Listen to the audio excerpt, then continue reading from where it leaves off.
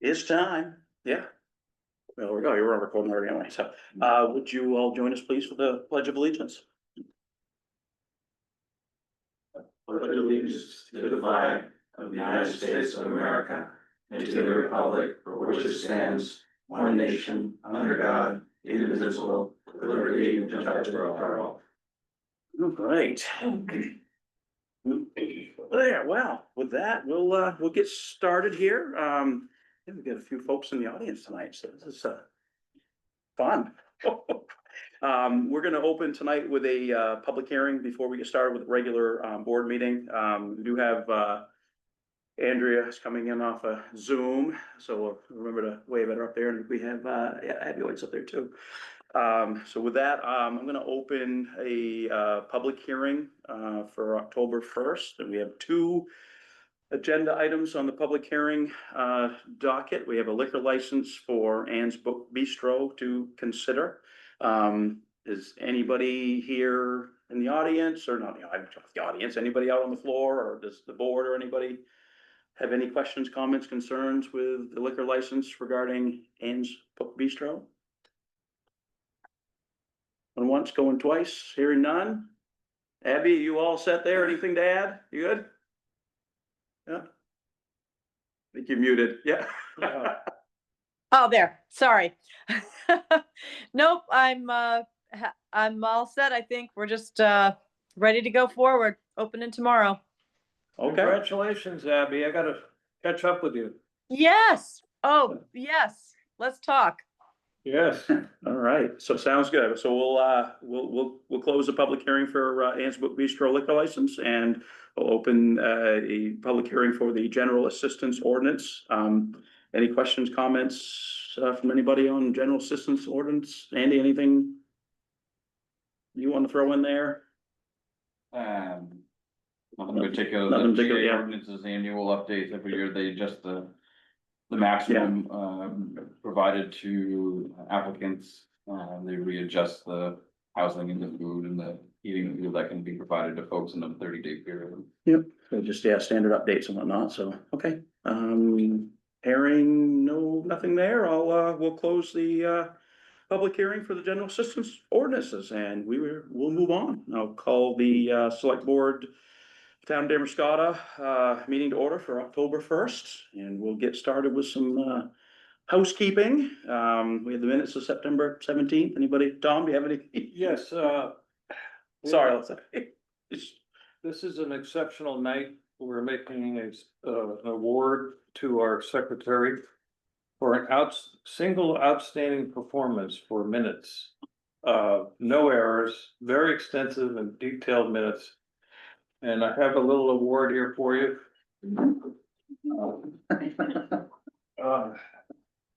If you keep it up, we will put some helium in the budget for next year. You'll get another.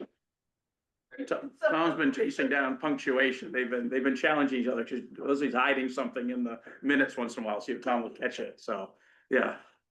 Tom, is that a motion of some sort you're making there? Make a motion to approve the minutes of September 17th. All right. Well, after that, I'll have to second that. Tom's at the motion, Dan's gonna second, any discussion? Hey, all those in favor? All right. Tom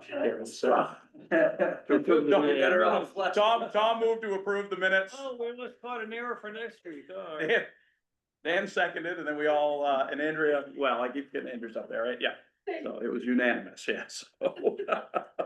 All right, moving on to financial reports. We have a payroll 13. Everybody got a chance to see everything, and sorry, Andrea, I know she's in on Zoom, so she can get a chance to look at them.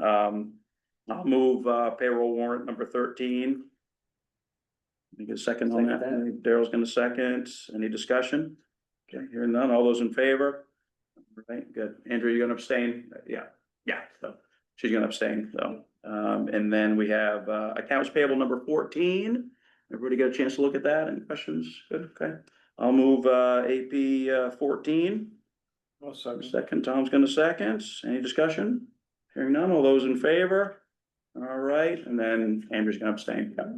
Okay. Anything come in last minute, Andy, for correspondence, anything like that? Nope. Okay, anything general that anybody wants to jump up? you know, put you in the hot seat up here? No, good, all right, moving along. Oh, we didn't have a report, anything you want to add on, anything, Andy, on the manager report, other, I know it could be long. I didn't get to it, No, I knew you didn't, but I didn't, if you wanted to throw Yeah. anything in there for highlights, Couple yeah. of things we're working on, we met today, some of the staff got together about a C-Click Fix 311 module for the website that we've been working on for a little bit, that'll allow folks to report complaints, and one of more typical ones are like road issues. We have a Oh, form here okay. that folks can get online or just come in, call, we'll fill it out and send it wherever it's gotta go, but sometimes it goes to the state, sometimes it just goes to me and to the guys. But it'll include things like the ability to, you know, for someone to identify maybe a code violation that they're maybe not wanting to come in person to talk or call and have someone identify them. So there's a way, what we like about the program is tied to the website. It allows people who report it, if they want to be able to track progress on it, will allow us to engage with them that way. So if Okay. they need to phone call, sometimes it's just a quick 2-second thing. They can see the progress, it pops it on a map if someone identifies a pothole, let's say. Someone else sees it a couple hours later and they wanna call it in, if they go to that system, they'll see someone could have already initiated that. And so it just creates this transparency piece that we don't have now for the public to kind of see the issues as they come up. So we're getting Oh, neat. to launching that, Cool. by the end of the month, that'll be live. Yeah. That's a recent thing we're working on. We've got a few grants that we gotta work, to get out, with a couple of the housing ones that we still haven't put an RFP out for yet. The fire department for workforce housing Mhm. for, first responders in particular, we're working with Newcastle on that one. Gotta get that out soon. The two that we put out with the state, partnership with the state. The one BPPI, we've gone through and scored those. I need to follow up still with the highest scoring firm on that to negotiate then the contract price. And then still needing to get through the reviews on the culvert replacement. Those bids came in, those technical bids, so that's still delinquent, past, needing to get done. Other than that, crew's getting ready for Pumpkin Fest. They were down the last couple mornings early, sweeping the curb lines and trying to get some tar patching along the curbs there where some of that's been delaminating. Yeah, Seems to be looking a little bit better now. Yeah. The state's supposed to come through hopefully before the weekend, next weekend, and fill some of the other, I know some of the fog lines, you know, from Biskie intersection all the way to the bridge, there's some issues. Here and there, so we kind of put them on notice for that, and they're thinking they should be able to get in and help that. It's in Newcastle, but on the bridge, the sidewalk surface there, I mentioned that to them as well. Surprised someone, I don't know if they've mentioned it to Newcastle, but. It's a lot of folks walking, so it'd be good to see if that can get fixed up. yeah, no doubt, yep. Yeah, other than that, Mhm. just keep putting. Cool, Any questions in particular? Yeah, I got a question. And did we get I know that we applied to get the reimbursement for the parking lot. Did that come in before today? We got the one from February, and then in, I think, March, we submitted the other one, or April. Yeah. So we got that, was 1.2 million. That was a big one, and then the lingering ones that we've submitted that we're waiting for, I think was another like 200 something thousand. Yeah, right. So at this point, no, we haven't gotten that.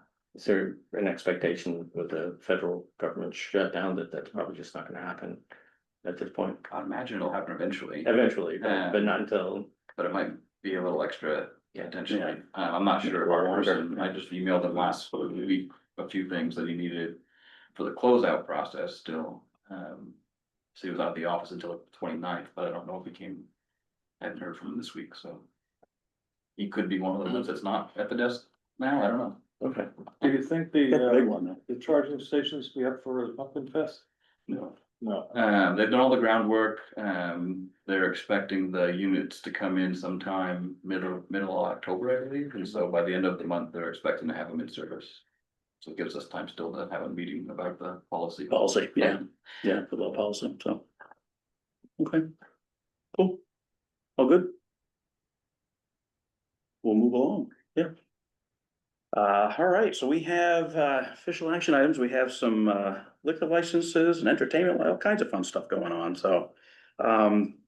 We have Ann's Book Bistro with the public hearing we just had, and we have as a new Lincoln Theater as a renewal and Lobster Hall as a renewal. think I'm gonna move all three of those together. I don't see any reason we can't, right? Sure. If somebody else wants it. I don't know if it's important, but I noticed on the lobster hall that they said that when do you, the question of when do you expect to get started? They put down their original start date of 2019. I don't know if that makes any difference. Oh, I did say in formality, yeah, as long as the state application is, All right. make it matter anyway, so. Okay, I'll make a motion to approve the liquor licenses for Ann's Book Bistro, Lincoln Theater, and the Lobster Hall. Second. There are seconds, any discussion? Okay, good, all those in favor? All right, Andrew as well, okay, and then we have entertainment licenses for Ann's Book Bistro and Lincoln Theater. Anything out of the ordinary there, guys? Look good? Yeah, okay. Who wants that one? I won't take all the motions here. Well, I'll make a motion to approve the entertainment license for Ann's Book Bistro and Lincoln Theater. All right, thank you, Daryl. We have a second. I can Dan's got a second. Awesome. All right, any other discussion? All those in favor? Okay, Andrew, all five? Yep. So you guys are all good for those? Lincoln Theater's good? Yeah, been running? Oh, yeah. All right, and there's a vending license. I did write the page numbers down if folks are and follow along here. That was an 82, 83. Sorry. I should have been hollering those out to, right? So this is a public vending license for Mary's Wildflower Raw Honey and Teas Lip Balm, so. Yeah, this is an interesting one where they go through the board for the vending licenses here, so it's another one we've been talking about being internal at some point, so, yeah. Yeah. It's just everything looks in order, It's just for Pumpkin Fest. right, Pumpkin Fest, yeah, exactly, yeah, It's fine. so, yeah. Yeah, anybody vending has to go through the vending ordinance here, so. Okay, everything looks in order, I'll make a motion to approve the public vending license for Mary's Wildflower Raw Honey Tea Lips Balm. Any samples?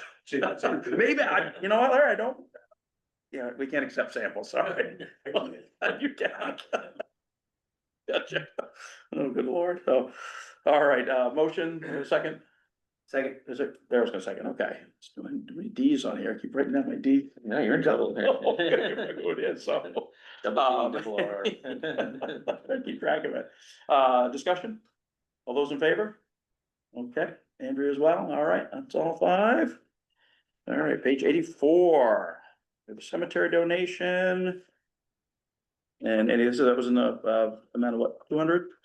Yeah, so I didn't include that. as That's all right. donation. I was gonna ask you when you came in, so, and this is from Pat Hall and Gary Wright to support the maintenance of the cemeteries.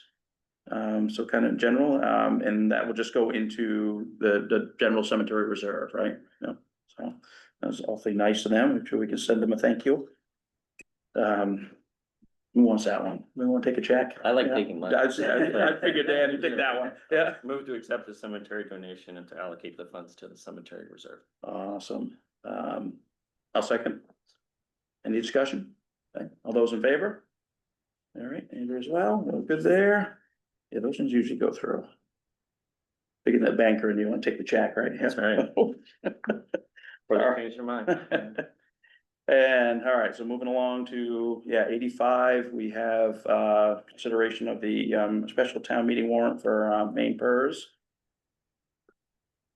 And, this is what we discussed at, the last meeting, Week before last, last meeting, yeah. So we bring this to the attention of the town, of a change in the possible change in retirement for the PD, This would be for the or non-union, positions, which is Yeah. effectively just the one, the police the chief. one, the position. chief, yeah. Okay. The special plan 1 and 3 is open to first responders, law enforcement, fire. Yeah. Those types of folks. Plan 1 is a 20-year at 50%. Plan 3 is the 25 years at 2/3. You can see there, I did look into a couple other communities around us with PDs and just to see what they offer their folks. They're all at 3C. Lincoln County did say they had 2C for all their other employees, which put them, that was the 25 at 50%. Mhm. We're at 25-50%, but if you're under 60 or 65, it is 2% less for every year under those ages, depending on when you enrolled in the program. Yeah,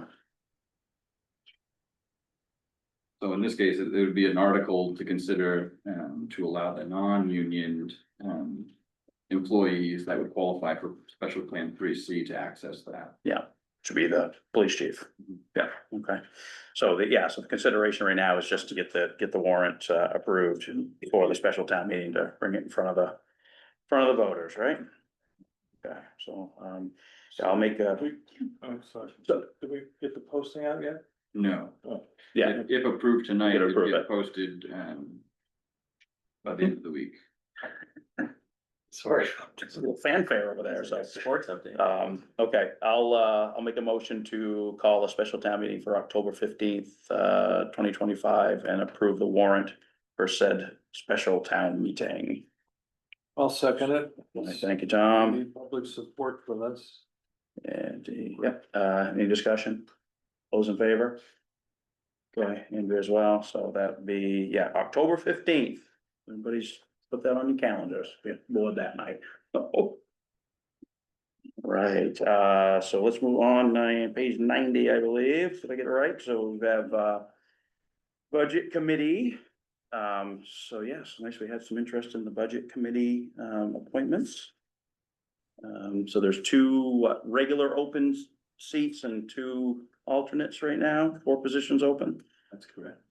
Yep, and we had 4 interested in that, so, yeah, All of the folks interested would prefer to be a primary voting member. Mhm. So as I mentioned in the memo, there's nothing in the charter that says, we have to have representation for particular groups. It was just 9 full-time 9, primary members and yeah. then 2 alternates for a total of potential of 11 to be appointed. Mhm. As noted there, all these appointments would be for the remainder of this fiscal year. At next Right. annual town meeting, you have 3 as we normally do. Yeah. See, one of the vacant positions is for a term ending in 28. One of them is Okay, yeah. for a term ending in 26, and then the alternates are 1-year appointments, or elections, if you will. Yeah, that's right, yeah. So there will be 4 full-time or primary voting members on the warrant next year in Mhm. June, as well as 2 alternates. All right. And we have, I think who we have here tonight? I know there's 2 sitting there. Yeah, and boy, shout Richie. Yeah. Anybody have any thoughts? I've got kind of a thought right now. Where we have 2 that came in, I don't know if we wanna. We don't really have any, there's No quantitative way for us to select people. there's no really No. guidelines for. But- Showing interest is important. Right, yeah, Yeah, I mean, there's sports law, so I mean, it's just a Yeah. question of who's gonna be who's gonna be primary. in those slots, yeah. And in my experience is that, if you're an alternate and you show up, then invariably somebody's not there, so. Usually, yeah, and they have an active, right, they're just not voting, but they have an active part in it, so, yeah, I'd be inclined to move the 2 that came tonight to the primary positions and then. Yeah, I guess, That's yeah. that's my thought right now. yeah, my only other thought is that when I was thinking about it, is that a couple of them are sort of, at least to me, new voices in the town that I haven't heard particularly active in the community, Mhm. so. I certainly don't want to discourage new voices as well. Jenny's not new. No. Susan, maybe. Yeah, so Yeah. Susan is new, She's the only one. yeah. I know Jenny's on the planning board right now as well. Yeah. So, Are you saying we know who Larry is that what you're saying? We've heard of I him. do know that, yes, we all do, so. Yeah, we know Leah too, but she's quieter than Larry, so. Yeah. She's silent but dead. She's silent.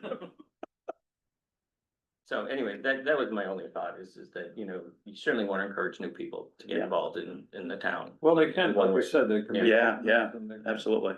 And are they allowed to come and listen without voting?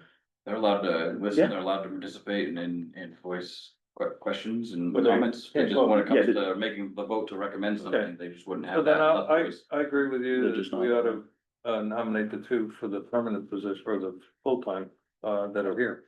Yeah, I agree. Okay. All right, well, yeah, I think that's, hopefully that's all that a little bit. First come, first serve, basically. So, I'll make a motion to appoint, Leah Puckey and Larry Seidlinger to serve as primary voting members of the Budget Committee. And appoint, Susan McAllister and Jenny Began to serve as alternate voting members, all to serve for the remainder of this fiscal year. Second. Seconds, thank you. Any discussion? All those in favor? Yeah, and I didn't see with Jenny on the planning board, I didn't see any issues with in the charter or anything like that about being on dual committees, right, Andy?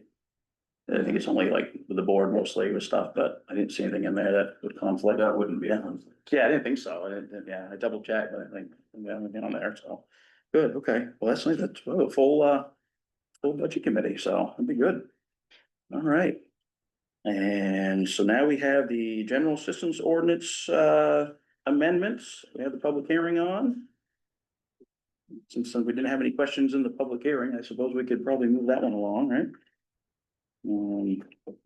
That's on 95. Yeah.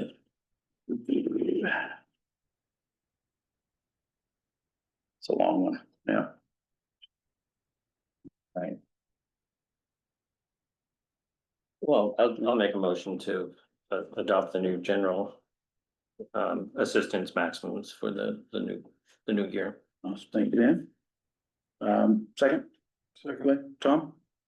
All right, any other discussion? Okay, hearing none, all those in favor? Okay, Andrew too, yep. Fine, all right, those are in, and then, lastly, in official action items, we have the, equipment, reserve request. So the old line striper is, had its, had its day. Just very careful, make sure they don't be. Oh, yeah. Yeah, John, since he's been here, he's kind of taken it apart a couple of times. As I mentioned in there's the list of things that he's replaced, in the machine, and with a gas engine, it's just, you know, you always have to maintain that, make sure you're doing it well. I don't know the last one we did buy it, it's been a while. That's an old machine, isn't it? It's been, and I mean, it was in disrepair. I remember Hugh trying to get it going, and I think it was like out of service for quite a while. That's, if I remember right, Yeah, it's we one of, hired somebody else. part of why, yeah, we'd hired some people out because that wasn't working, and so it's been back and forth, so, yeah, so I think it was up until John played around with it, got it working again, maybe, so, okay. So it's an old machine, yeah. So the research, he's done, I've looked into some of the stuff he's provided me, the battery powered units. As a lot of equipment seems to be going to battery power options, this is another one. It does run on a DeWalt battery, a 60-volt, Walls. 20-volt combo. Which means it could be, we don't have anything right now in equipment that runs on that. We have some small Milwaukee tools, that are on battery, but as any of those might need to get cycled out, as they do. Your battery's not unique to that one machine, so it's nice that we could. How Yeah, long does it run without a charge? They're suggesting to us that a battery will pump 5 gallons of paint. It comes with 2. We could always keep an eye on sales if we think we're gonna need to, you know, get another battery in there, but I think it's just a couple hours for a charge. So to get us started, 2 batteries would be more than adequate. We're not doing the biggest project we have. Probably without break would be the back parking lot, which it's been a while since we've done. yeah, But I mean, the crosswalks and kind of the stenciling stuff, you're spending more time just moving around than you are going through the whole bucket. But with two batteries, and you could probably get through 2 buckets in what we're doing for the stenciling, probably about 4 or 5 hours. do they currently have any other battery powered equipment? Just the smaller 20-volt stuff with Milwaukee moment. Crazy. If you want the bigger ones. I know what I was like, using the battery lawnmower, pack. the battery pack. Once you sort of pick one, you're committed to that line, so hopefully we're happy with DeWalt on this one. Pretty common one. Yeah. It's been around. Pretty Yeah. rugged. I Yeah. mean, Between the generally two, between Milwaukee and DeWalt, they're, Yeah, Yeah, I see them universally used in my industry anyway, so. with the striping machine, I mean, Graco seems to be the brand. Sherwin-Williams is a supplier of that, they're right here, so we can get parts theory through them. But you're purchasing it through someone else just because of the pricing, through them was more advantageous. Just on the, you can see there, the difference between the gas powered and the battery was about $550. Right. Anyone who has with small engine service, you could go through 550 pretty quick. There's the noise is almost obsolete there with a battery powered unit. Yeah, The work we do tends to be in the darker hours, so those that live downtown. I would say the certainly noise, appreciate that. yeah.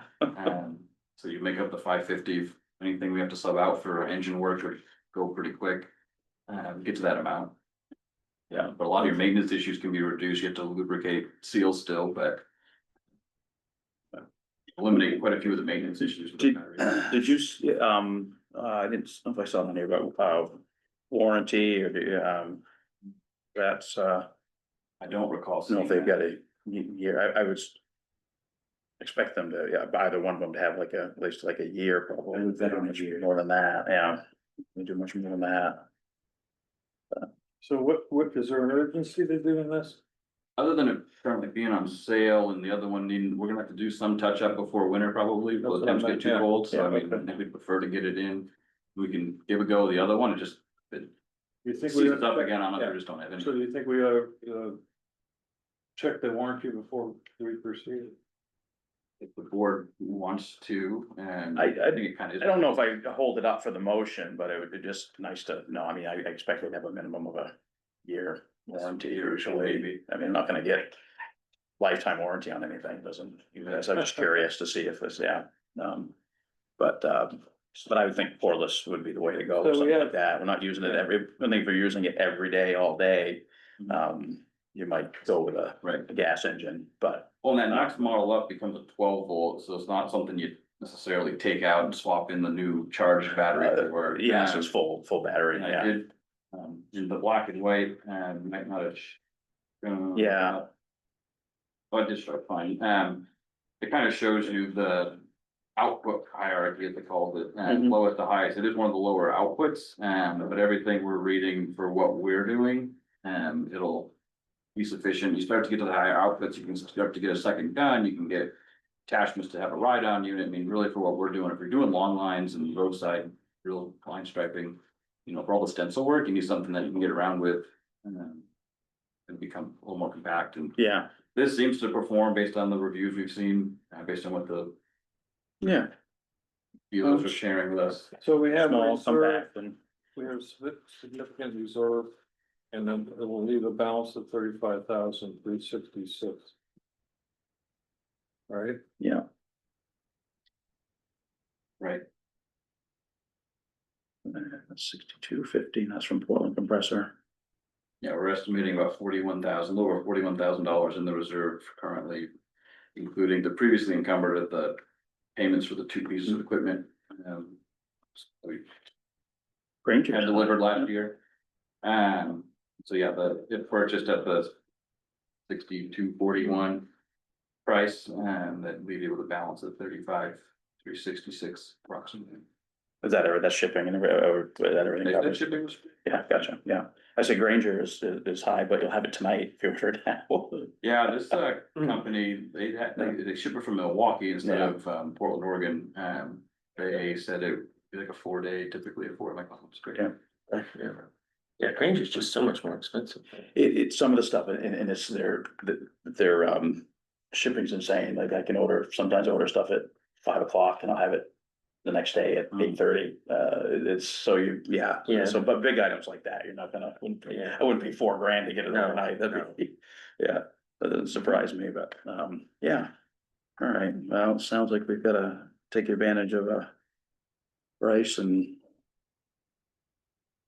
makes sense to go with the cordless one at this point. right. I'll move to appropriate up to $6,250 from the highway equipment reserve and authorize the town manager to purchase a new line striper as discussed. All right, Daryl, two. Who wants to second that? All right, yeah, don't fight over it now, yeah. All right, Daryl's gonna second that. Any discussion? All those in favor? Okay, Andrea's got her hand up as well. Okay, good. All righty. Okay, that's the end of our action items, and then we can move along to some discussion items, so.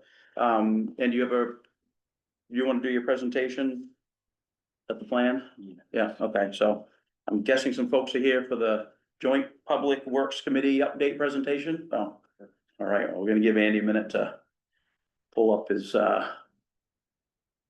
so while he's getting that ready, the purpose of tonight, so we've met, I say there's been we've had a group between Newcastle and Damariscotta that met in a workshop form. And then, both the town managers have been able to put together, presentation to bring back to the respective boards. And Newcastle met last Monday. Do you know, what, I didn't see that, I forgot the outcome of that. Are they moving it out to a public? The head nod to continue looking into it. Looking into it, yeah, Um, but to get it out, and, okay, next step, yeah. I think big picture, next step was to, really get back into looking at the budget, what Yeah. was shared and what's largely, shared here with the numbers represents a kind of a standard level service, where the committee had looked at a premium level and a standard level. I think their board was kind of wanting to see what both. Yeah, looked so like they wanna look a for little cost, bit deeper and, into it, yeah. There's no sites selected, the next step would be to kind of get a better sense for the space needs. I have an overview of what we think, a range of what would be needed.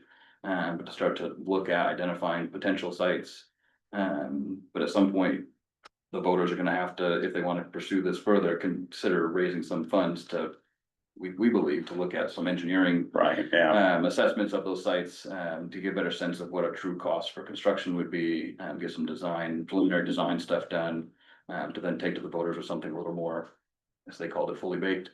Have a better sense of what those costs are, a better conversation and output from the community on service levels needed. But just an Yeah. update of where the committee is at this point. Yeah. As a checkpoint, for the board. awesome. And Kevin might be popping, I suggested that 6 to 6:15 would probably be about when we got to Okay, this, so. yeah, we may pop in, so. Again, just a quick overview. Wanted to go over where the committee is, in the research so far. Quick understanding of where they've looked at for operational standards. Capital needs, cost models, quick discussion on types of governance structure, so to speak, and then the next steps.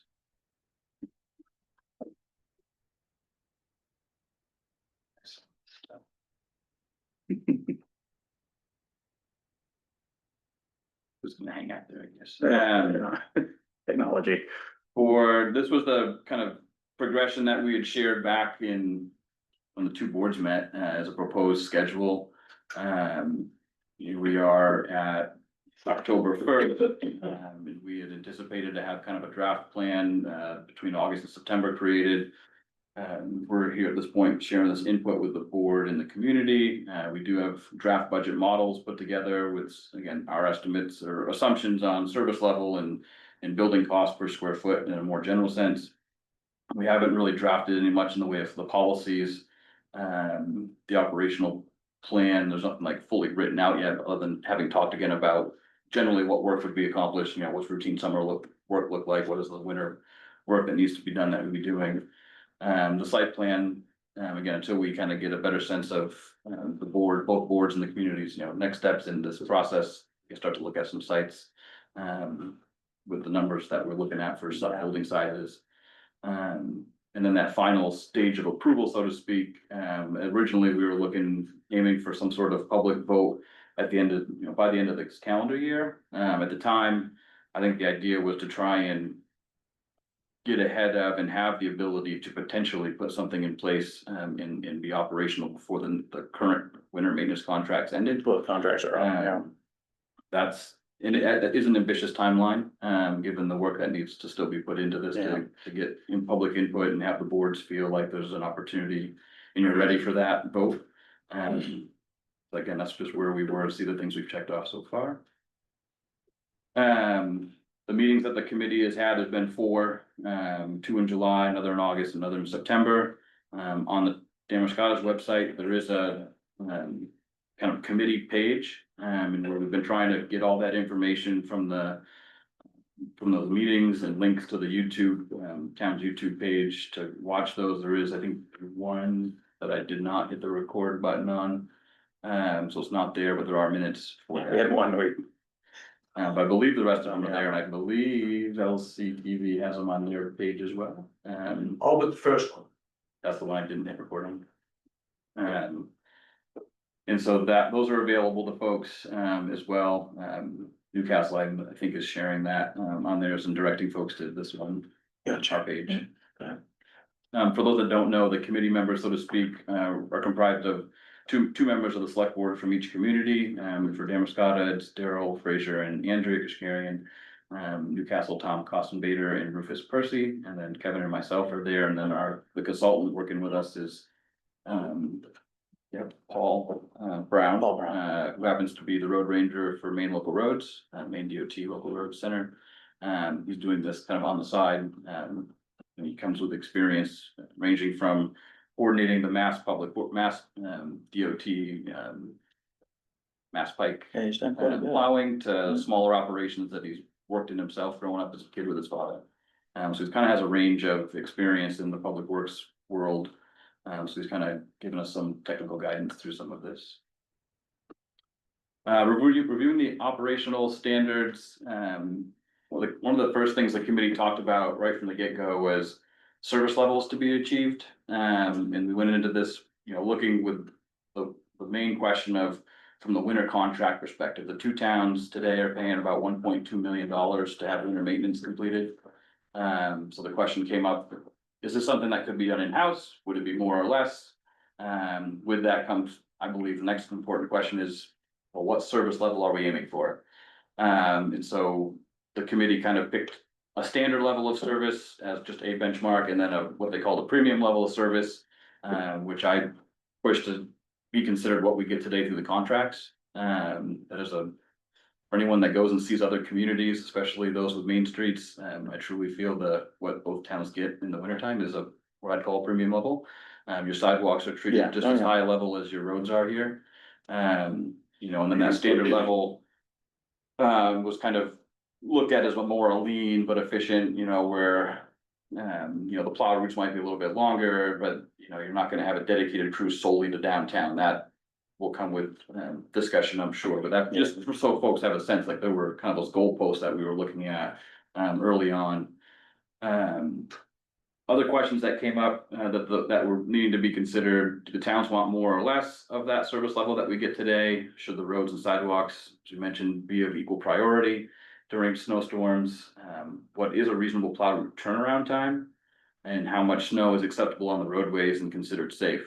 What one community believes is the answer for any of those might not necessarily be what today the other community sees as an equal level of service. There's some that's needed. subjectivity to that. I think if we were to look at our contracts, they probably measure those a little bit differently in terms of the most amount of snow that can be on there at one time or when to start. So coming together to have a shared vision on that would be pretty important. The full-time equivalent, the staffing count, ranged at the moment, what we're projecting anywhere from 7.5 full-time equivalent to 12 full-time equivalent. The difference there is, with one model, you'd have a crew kind of dedicated for the downtown area, as we see today. In the winter maintenance tasks, specifically, the things we'd be accomplishing, obviously snow and ice removal and management, road surface repair is needed. You're limited that time of year with the temperatures and what you can actually do, but we know that there's things that happen that we still have to take care of. Potholes still form in the winter.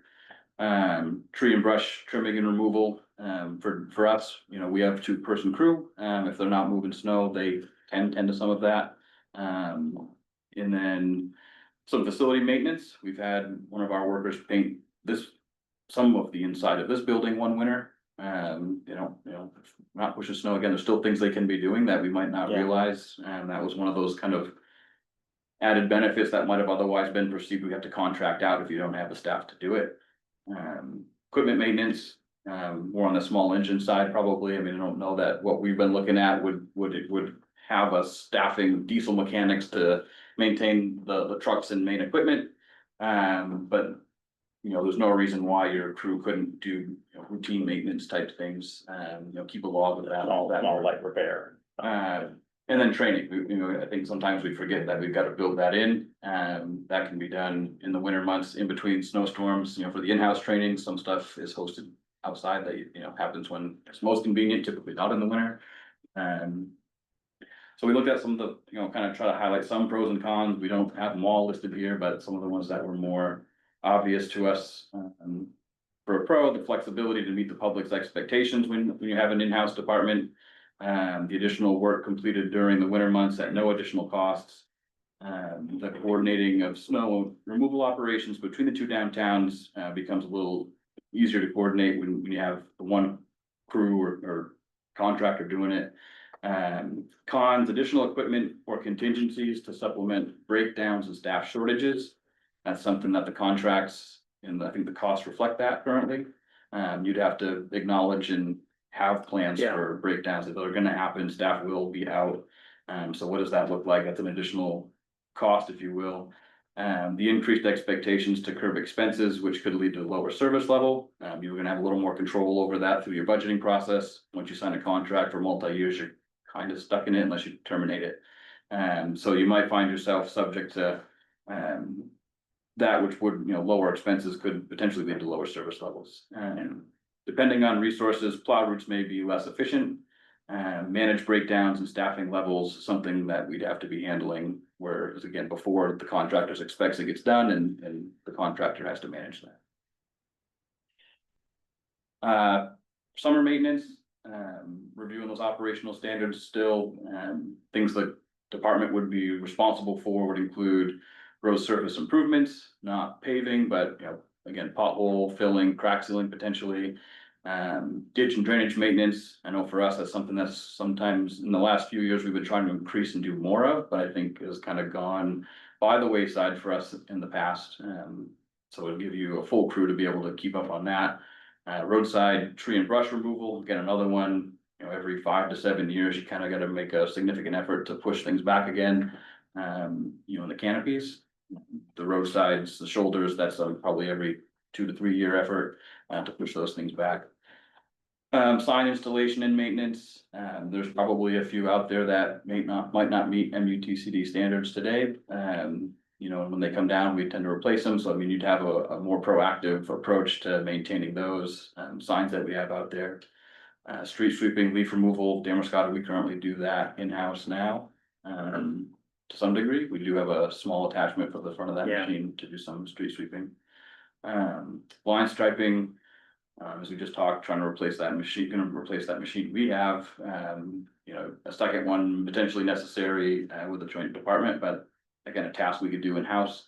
I think the price to have that outsourced this year, contracted out between the more routine stuff and the contract for the parking lot was about $23,000 or $4,000. Yeah. And so Have all that done, yeah. to have that in-house, you can help control that cost. If you've got the crew, if you have the equipment, you're paying for paint either way, but it's a much different cost if you can keep that in-house. Just as a matter of staff resource allocation. and- Contracted out in the past, or we didn't have the staff and. Right. Yeah. Seasonal improvements, we have dogs that we tend to, take them out November, December timeframe, and, by April, March, early April, we're starting to do the maintenance on those so they can get in the water by the end of April. The park, as small as it might be, Newcastle has a couple of public properties, something of the one on Wooden Street that's there, but I'm looking at Kevin, but I mean, they can maintain some of the park spaces. We have the beach, Bisky Beach, tending to that. Cemetery maintenance, not talking at the moment about getting into the mowing aspect of it. That is a sizable commitment and crew dedication for that task alone. Yeah. But things like removing fallen limbs or limbing trees up, So they aren't damaging gravestones, potentially maintenance around the grave sites. We tend to the sunken graves now on ours. There's no reason they couldn't be in doing some of that maintenance in the cemeteries. I'm sure there's a few other things. Again, these were the more obvious ones that came to mind, through our discussions. Yeah, and I just wanna make a point to that too with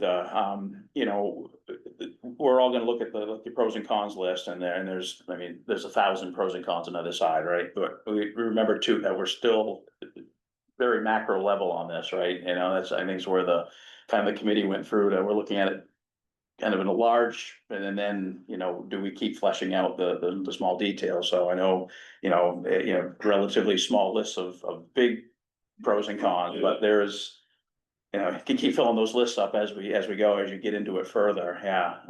But that's kind of where the committee, where we kind of met at that point, and now we're getting up to the board, to say, do we keep getting into it deeper, so. Yeah, sorry, Andy, go ahead. No, yeah, that's. Break your train of concentrate here. You're good, that's good to reiterate.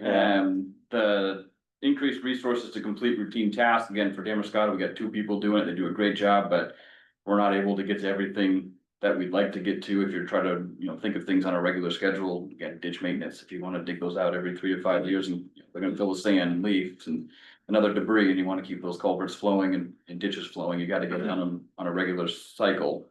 So we'd be able to put the effort there, to make that happen, so you're not having premature failures of culverts and such and washouts.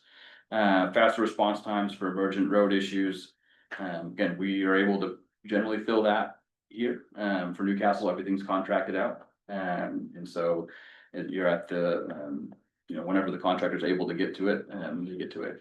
They don't have that control over it in that respect that you would with the department. So that's seen as a pro. The staff available to assist with facility maintenance, parks and other town needs. Where now it might not be getting done, or again, it's all contracted out in addition, but you're able to use your same staff you have, to meet those needs, depending on the season.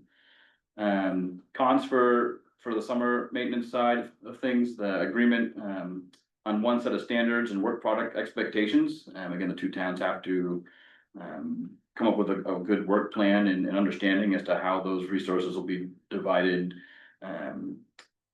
If you're looking on a map and see that town line between those 2 communities, the committee, when we're going through it, we're looking at period, how many road miles are there? There's 60, there are towns that are bigger than that footprint. And so if you just look at objectively, ditches need to be done, road surface needs to be kept up to a certain standard, the work needs to get completed, period. And so there might be a week or 2 weeks where you're in one town more than the other, but overall, you're trying to achieve a certain level of service and standard. So agreeing on that, I think, could potentially, be something to acknowledge as a challenge. Agreement on an equitable division of resources, again, another challenge that we'll have to work through. Capital needs, you're gonna need obviously trucks and other specialized equipment, facility or facilities, depending on where things are located.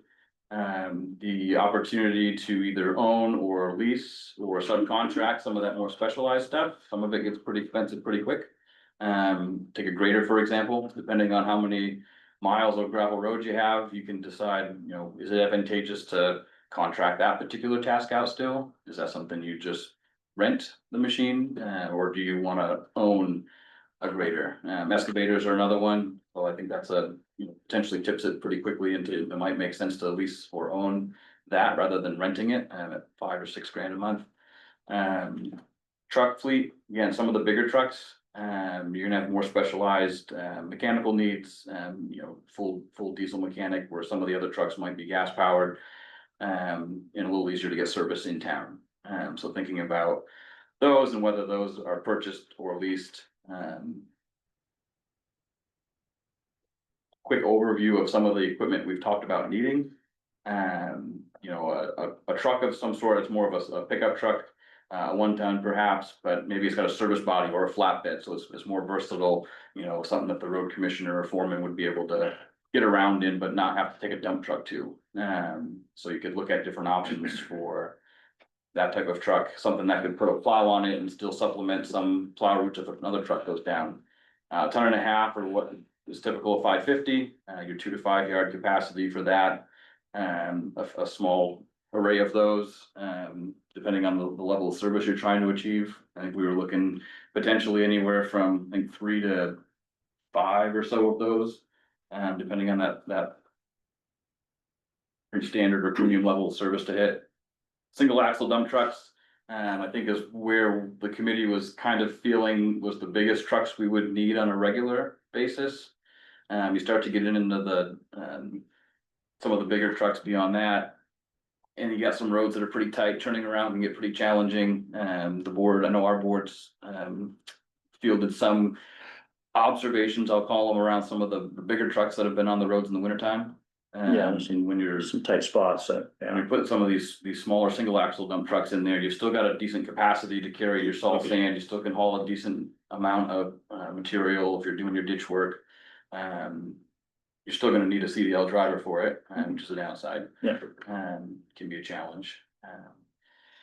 The compact wheel loader, or backhoe, I mean, you need something to load the equipment with for the sand and salt in the wintertime. You need something to push snow around downtown in the parking lot.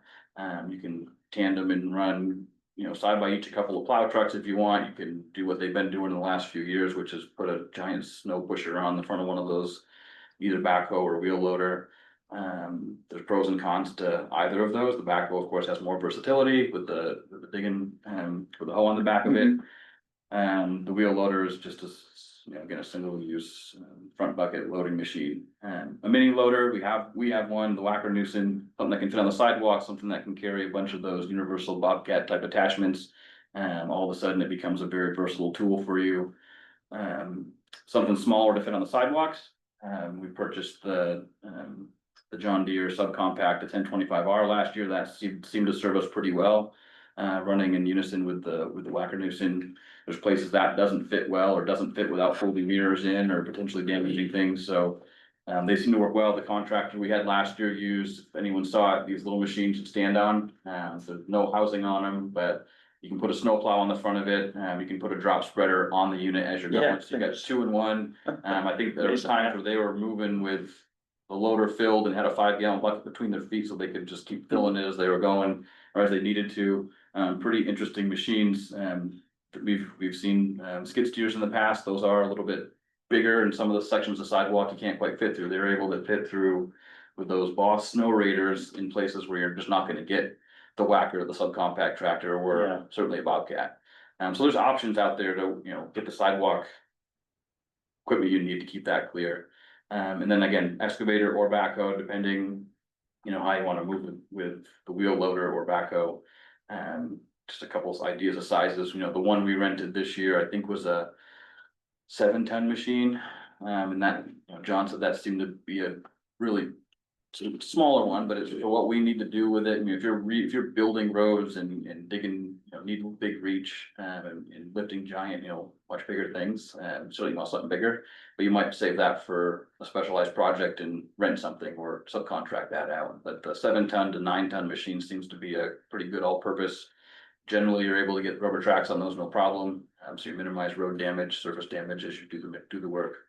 The difference between the excavator and the backhoe for a job like ditching means you can simply move along. With the backhoe, you can work in about a 15-foot section where you gotta, put your stabilizers down, you're gonna work within the reach of that arm, and then you've got to reset yourself and Compromise machine. getting yourself to load your truck always seems like it can be a little bit of a challenge, so it's not perfect when you're doing the ditch jobs, but it is again a versatile machine where you can work from both sides of it. So things to still think about, but that's what have generally been looked at for an equipment list. The single axle dump trucks, again, depending on your number of plow routes, you're really building this list out mostly for your winter operation, and that will depend on whether you're aiming for that standard level or premium level. We'll drive that. You need to have something in reserve again when things break down. Or have someone through an MOU available to come in with their own machine, maybe. Right, yeah. Something We haven't talked about what that cost might be. Well, right. Save you from having to have another piece of equipment. Yeah, but do you have that contracted cost, and where does that come into the budget? Yeah. Space needs, looking at what we currently, between the 2 towns have, for our operations. I'll start with Newcastle. They do have a salt shed similar to our salt shed, just kind of a simple Quonset hut on block, or ours is on poured concrete footers, knee walls, and then Newcastle sits on blocks. Similar in size, but that's between the two of them where we've got room for about 270 tons of salt, approximately. For our facility on Heater Road, we also have the ability to put up, depending on how you load it, about 18 or 1900 cubic yards of sand, or in our case, salted sand mixed product. That building, as we've talked, does need to be replaced in the next few years. Yeah. Pursuant to the engineer's report we had following last year's, it was 2 years ago now, filling in what we had seen. Material storage, you need room, for storage buildings. We have currently about 472 square feet of just storage buildings. Material storage, we've got about 7,500 square feet on our site dedicated at the moment to material storage. Excuse me. Parking, about 2,000 square feet. And this area, you're not gonna necessarily see with great, detail, but it was definitely interesting to see the yard last winter, compared to the winters before.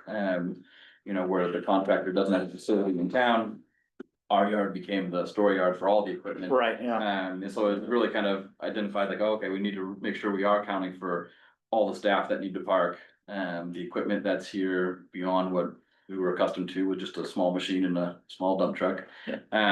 Not a problem, it worked, Yeah. but just, it gave us an opportunity. If you hadn't seen it, pop in this winter and take a look, and it gives you a sense of, again, what you're gonna have to have dedicated for space. We have it there, it worked fine.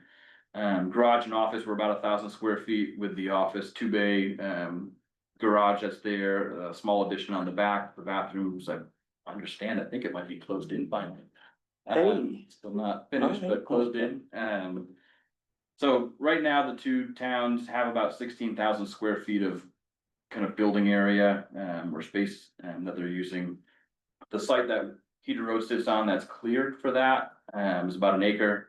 And in Newcastle, their old capped landfill where their sand pile is about, just under an acre. So you see, just to get a sense of what we're utilizing now. Looking at what we would need for space to operate out of, again, these are ranges, there's some questions in there, things to think about. For example, your heated space, your garage. We talked about, do you need a garage that you put every piece of equipment into? Probably not. No. Unless you wanted to commit to, more time in hosing them down and more water and energy use to keep them hosed in the wintertime. That salt, that brine that's on there is So you going better off to, keep it, yeah.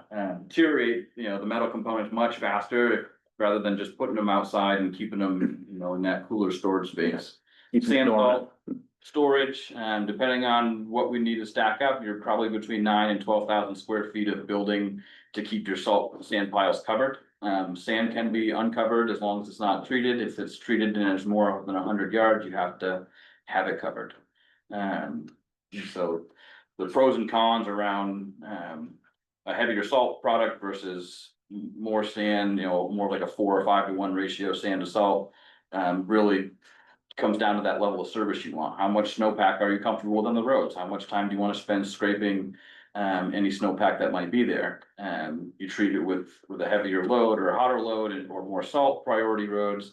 You're gonna spend less time on those roads cleaning up after the fact. So that'll depend, again, the space you need for that will depend largely on that service level you kind of want to hit. Storage buildings, just for, traffic cones, devices, signs, just ancillary needs, between 2,000 and 3,000 square feet. Identifying material storage, site, we don't think about it, we do have access, we don't necessarily need it, but we do have access. But it is nice to have 3/4 stone on hand or gravel on hand for washouts and on the shoulders. It's nice to have some riprap on hand to dress up a culvert without having to rely on someone, especially if you get a rain event, a storm in the middle, where you've got to get out there and just button things up. Yeah. It's nice to have piles to pull from.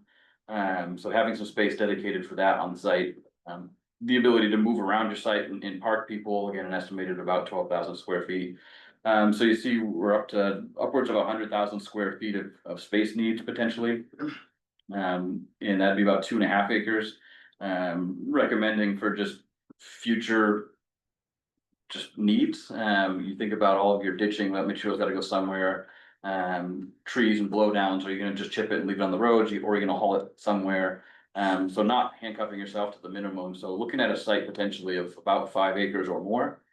Yeah, you gotta be able to move. Right, so one thing the committee has mentioned, you know, in identifying a site of acreage is down the road, you know, if the town's ever decided that they thought, well, is a transfer station something we consider again? It was considered, what, 30 years ago, I think, 40 years ago? That paperwork in the office, Mark Hager mentioned it to me, it was a while back. You know, our agreement at the moment is, or we have the luxury of going to Noblesboro Jefferson, but we don't have a vote in how that's operated, we don't have a vote in how those fees are allocated or divided up. There might come a point, again, just in principle, is this contract price, so to speak, at a point where we should consider doing that ourselves? So if you're looking at a site and it is advantageous geographically, is the site potentially big enough to expand for that sometime down the road? That's about as far as the committee has talked about that. And Andy, I just wanna clarify, it wasn't necessarily the committee, but it was. Certain members of my select board asked that that be considered as well. Hmm. So, Right, yeah, Sorry. I get it, yeah. Reviewing the cost model, the way, again, we're just over $1.2 million currently, for winter maintenance. Just clearing snow and treating the roads. Way we approach this, assuming the standard level of service, the estimated winter budget without the facility debt, there's just over $1 million, or a potential savings of, you know, just under $200,000 for that year. If you include the facility debt and the share of it for the winter months, you can see for the winter operations is projecting to be about $40,000 less, again, at that standard level with the assumption of a 10-year bond and only a $3 million facility debt. Annual total cost for that standard level of service, estimated budget at 1.3, the debt service another 700. That's the buildings, the interest on that, all the equipment that you'd be loaning potentially. You know, for a total annual estimated cost at that level at just over $2 million. Currently, the two towns are at $1.8 million. So you'll see collective increase between the two towns of $200 and almost $40,000 with those assumptions. The governance structure, aside from cost, probably the next most important piece, and this is not lost on Kevin and I, that this effort to some degree was attempted before between the two towns. And without us getting too far in the committee and worrying and focusing only on why that didn't work, I mean, knowing why it didn't work, but looking ahead, let's set this up for success if it's gonna happen.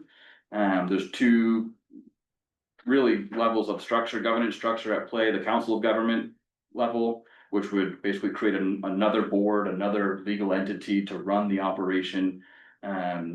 We use the example of Noblesboro Jefferson Transfer Station. That is its own board, its own body that governs that. Interlocal agreement is what we had last time. Obviously, looking at that would be a model where the select boards are in control, just as we are now with a particular department within our community. They would manage essentially those expectations together. The managers of those towns would then work with the road commissioner and leadership of that department to execute those things that need to be completed. Just for what it's worth, shared the statutory language there around this joint exercise of power through interlocal agreements. Again, more or less letting you know that that is a way in statute that allows us to work together on something like this. The agreement, you know, things we have to identify in that, what is the period of time in which the agreement stands, the composition and powers delegated by the organizations, the purpose of setting this up, being clear on that in the agreement, understanding how the financing and joint undertaking and establishment of the management and the budget work. Obviously, you got two town meeting form of government. Both have to vote on that, similar to your schools, I guess, in some way. Each town previously had to approve the school budget. And if any one of them didn't, then had to go back again. Anything else, methods of termination. this one the committee felt was pretty important to make sure is well reviewed and understood. In that, neither town in theory would be able to say, if you commit to a debt level of say 20-year payoff or a 30-year debt level to pay off. You don't want either town to say, listen, this isn't what we expected, and 2 years in say we're done. And Yeah. just walk away, right? Because now there's a 20-year or 30-year note out there. What does that mean? And so being honest and clear about what that opportunity for termination of that agreement would look like when you're talking about that kind of outlay. And then including any other necessary and proper matters. Identifying an administrator or a joint board, though both select boards, in theory would oversee that, how do we work that on a more regular annual basis? How is that managed, for, the positions Kevin and I are in, working, having both towns agreeing on that. I think coming to some understanding in that agreement as to how that plays out is important. Identifying the manner of acquiring, holding and disposing of real and personal property. It's not likely the building's gonna be on the town line and just call it good and we can split it down the middle if it doesn't work, right? So one town's likely gonna have at least one facility in it, and there might be more than one facility depending on, where the main one's located. What does that look like, in terms of disposal if the agreement doesn't work? Examples of these types of structures, in our cooperation, we've got a shared shellfish conservation ordinance, a shared harbor management ordinance. It's on a much different level than this. Bar Harbor and Mount Desert share police services. They are currently going through discussion now to look at whether it all is housed in one community and then through some sort of interlocal or contractual arrangement. Kevin, I'll let you share a little bit about what it is currently. You were up that way a while. For folks that don't know, Kevin Sutherland, this is a Newcastle's town manager. Sorry, I didn't know if you. Yeah, hi, everybody. And I was the town manager at Bar Harbor for a period of time. Town manager, Bar Harbor has a police chief who is shared between the two towns. And a deputy police chief who's shared between the two towns. However, the employees of the departments are in their own separate unions. And so therefore, it's this constant, when a union contract comes up, they're advocating for changes and the other town feels slighted. Or the other union feels slighted from the other town. So when it's their time to negotiate, it's this just chase up. So they have recognized that that's a challenge and want to make sure that their next iteration includes all of the employees from both towns are part of one entity. Whether that's all staff of Bar Harbor and they're the Bar Harbor and Mount Desert police chief or police department and serve both towns. They're still working that out, but I know that having them as employees of one and the other can be a challenge when there's differences in what's written in a personnel policy. So as we talk about this, the committee continues forward in figuring out exactly what this might look like, or it comes to a vote to you and community. Those structures need to be figured out. And I would advocate that the employees belong to one town or the other. They're employees of one town or the other. And maybe it's something like the building is in one town and the employees are in another, just to make sure that there's administrative components that are separate, but we work together on everything. Be hashed out, yeah. Yeah, that's that one. And then Mapleton. Yeah, another one that's worked for a few decades now, Mapleton, Castle Hill and Chapman. Those three communities, each have their own select board, their own town meetings. Administratively, they share a manager, they share, the general administration component, clerk, treasurer, that kind of stuff. They share public works among those three towns. They've got a model that works for them, and there's things to be learned from that. I was thinking if the committee, we might wanna invite virtually at least, Sandra, their manager, and maybe the road commissioner to see if they'd attend a future committee meeting, just to talk through, like, how do you come up with agreement on a standard work plan? Yeah. Or do they have it somewhat different? And so I think we are still learning to think what would work best for these two communities if this was gonna happen. This legwork's really important, being honest with things that don't look right, things that we have questions on. But to learn from these others that are working well, and for those that haven't, would be really important still. This is how those three towns, Mapleton, Castle Hill and Chapman, look and have agreed to divide cost for their different services. The general government on the top half of the page there, the highway department on the bottom. You can see they take an average of the winter road miles and the summer road miles in each of those communities. For the case of public works, and create a cost share model based on that. For the general government, they look at a few different things, population, state valuation. They weight those differently and come up with a different cost share for that aspect of it. So we threw both on there just as to get a sense of, there's different ways to kind of look at how to do it if it's not just road miles. But to start thinking about what would be a fair approach to try and assess where one town has a different length of miles than the other. And this is what, we had looked at, just to share with you where we are on some of those metrics. Population, Damariscotta's got 55%. If you look at the combined population, state valuation, Damariscotta's 57% of that when you combine them and add them together. The square miles, Newcastle has 70% share of the two towns' square miles. Square miles it is. Yeah. Sorry. Road miles, again, winter maintenance, that includes the state aid roads. That's, Newcastle's got 66% of the combined miles in the wintertime, but only 61% roughly in the summer. The average there, using the model those three towns used for the public works there would be a 64, 35, 36 split, under that scenario. None of that's been selected or being proposed, it's just sharing with you the different ways that some have looked at it. Just different models. So for next steps, where we are now, just an opportunity to ask the board, to pause and consider. Do you want us to continue with this process, the committee to continue to look at this? The next steps including research land sites for suitability, and continue to refine the budget based on service levels. So getting input still about, we've got those kind of goalposts as the committee is seeing them. Are there other ways to look at it? Is there other direction?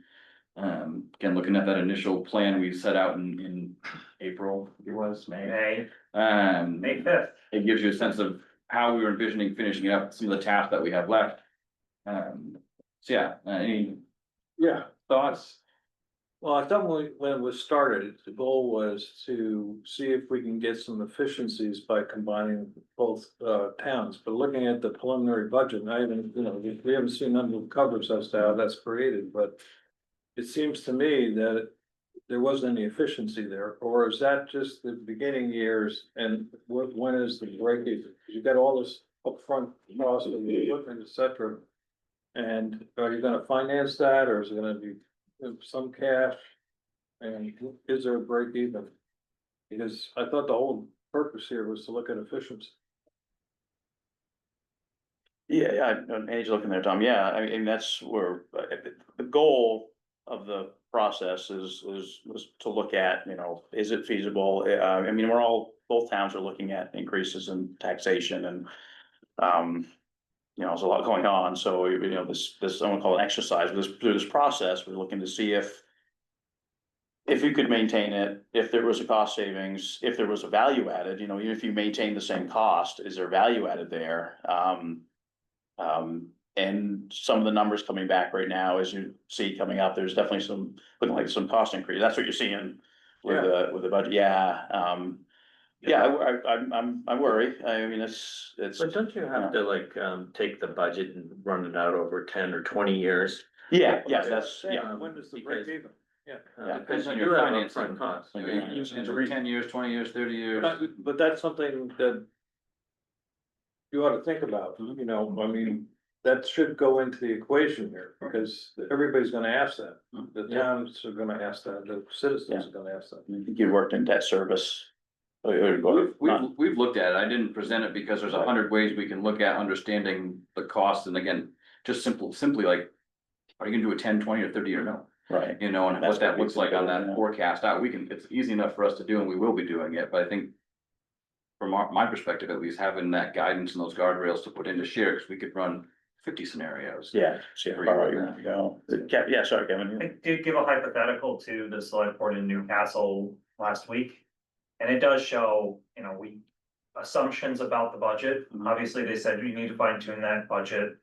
Bring us the numbers, present it to the community, let them poke holes at it. So that was what came out of the conversation there. But there is a hypothetical, yes. If you continue with contracts for a significant period of time. I looked at Newcastle's contracts for the past 10 years or so. And I average it out to, it comes to about 4.16%. So if I project on 4.16, 20 years out, you show that line. Okay. And then I had another line that showed if we borrow for a new building at $3 million for a 10-year bond.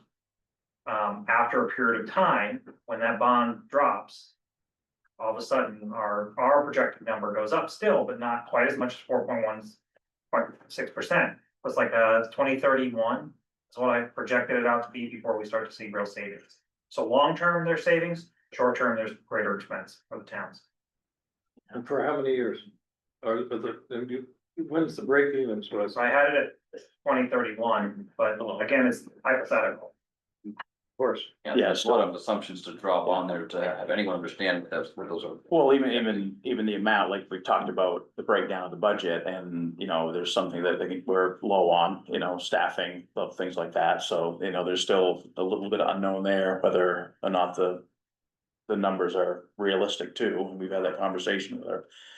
Yeah, I mean, I've got a lot of other questions. I mean, is maintenance of all the equipment built in? Cause we have a contract, they take care of that. Do we figure out the depreciation and maintenance repair expenses going forward and things like that? Budgeted for that work. In our yeah. model. Yeah, I mean, we have maintenance now, we just have a much smaller equipment list to deal with. So I mean, as a general rule on the budgets there, we created a line for maintenance. Some of the stuff you would expect, minor things that we could do ourselves, we should be able to change our own oil. And most of the equipment, we should be able to Yeah. do against some minor things, but there's plenty that we likely aren't going to be bringing a diesel mechanic in-house to be doing. Yeah, we're not gonna be able to, yeah. We do have It's not some budget realistic. for Yeah. it for that. We can look at, like Waldeboro in Wiscasset and in Booth Bay. Is other examples of what their departments are running for some of these lines, certainly.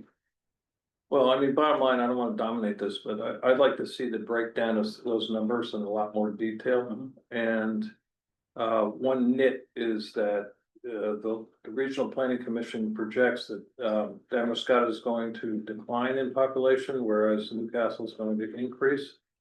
And that needs to be built into the contract somehow. The population, Yeah, even though we Needs- serve based on road miles. only road miles? I mean, largely for public works, yeah. Not only, but largely. Well, I think what Right, I'm saying like- is, road miles aren't changing, but the taxation Right. Yeah. part, yeah. Exactly. Yeah. Taxation. Yeah, possibly, But, not yeah. individual The taxpayers. number of but- people being served, basically, Yeah. but it's a nit, I said it was a nit. The breakdown, the budget breakdown's is that on the website? We have an earlier version, I can't remember exactly what's up there, but there is we did share whatever the committee has had, I believe we've got up there. That last meeting, I thought we had that on the, so it's accessible anyway, so. Well, just overall, the presentation is great. You guys have really progressed amazingly fast. So I commend you on that. And when you started out, there was a lot of doubt as to whether this is gonna be feasible. I'm sensing that you guys are coming together thinking this is a good idea. Certainly think it's good to continue looking into. Well, the reason I asked for this conversation to happen with Yeah. Newcastle and Damariscotta was, we had put out a timeline to try to get this done. And I think we've come a long way with the committee. Committee still needs to spend some time together, and based on the conversation I had with Newcastle, and what I'm hearing now, that conversation needs to continue. And we'd like to refine some of the budget numbers based on this conversation. I know the committee said, give us the bare bones or the standard model. Andy and I still have concerns that that's not enough staffing to get done what the expectations are. Yeah, us as well, yeah. The Oh, okay, standard sorry. is- Yeah. Those numbers are No, not I- the standard. I Those are agree. standard numbers, Well, so, yeah, so the numbers might get, a yeah, little larger. yeah. And there might not be the wherewithal for the communities to move forward. But I think what's important is that we hear from you tonight, we go back to the committee, refine our information to then focus on the public aspect of this, the real push out there to the community, say, what do you think? The other thing that the Newcastle Select Board said was, you guys can handle the understanding how the department will work. Why don't we look to put some money aside, if we want to move forward, put some money aside for, some site design or site concept design, from an engineer, because none of us are that, and at least then we'd have numbers to know how much building would actually cost, or the site might cost, as well as, visuals for the community to, take in and then have for a vote for when we do need to bond something. Last question for me. When you looked at the summer advantages of the employees, to us, did you look back at the, expenses both towns spent to contractors that perform the same services and compare those two? Yeah, well, I can tell you on the Newcastle side, a lot of our summer maintenance expenses are tied to what we do for capital work. So, and, then I get a call from a member of the community who says, there's a pothole here. Well, that eats into the budget I've created for the capital road stuff. So we have a sizable budget for the summer, but it is mostly to take care of our capital needs. It doesn't address all these other things unless we're particularly working on that road that year. Did So- you incorporate your summer costs into these? I did.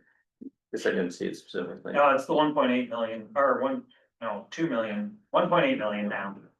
There's a number there, the 1.8.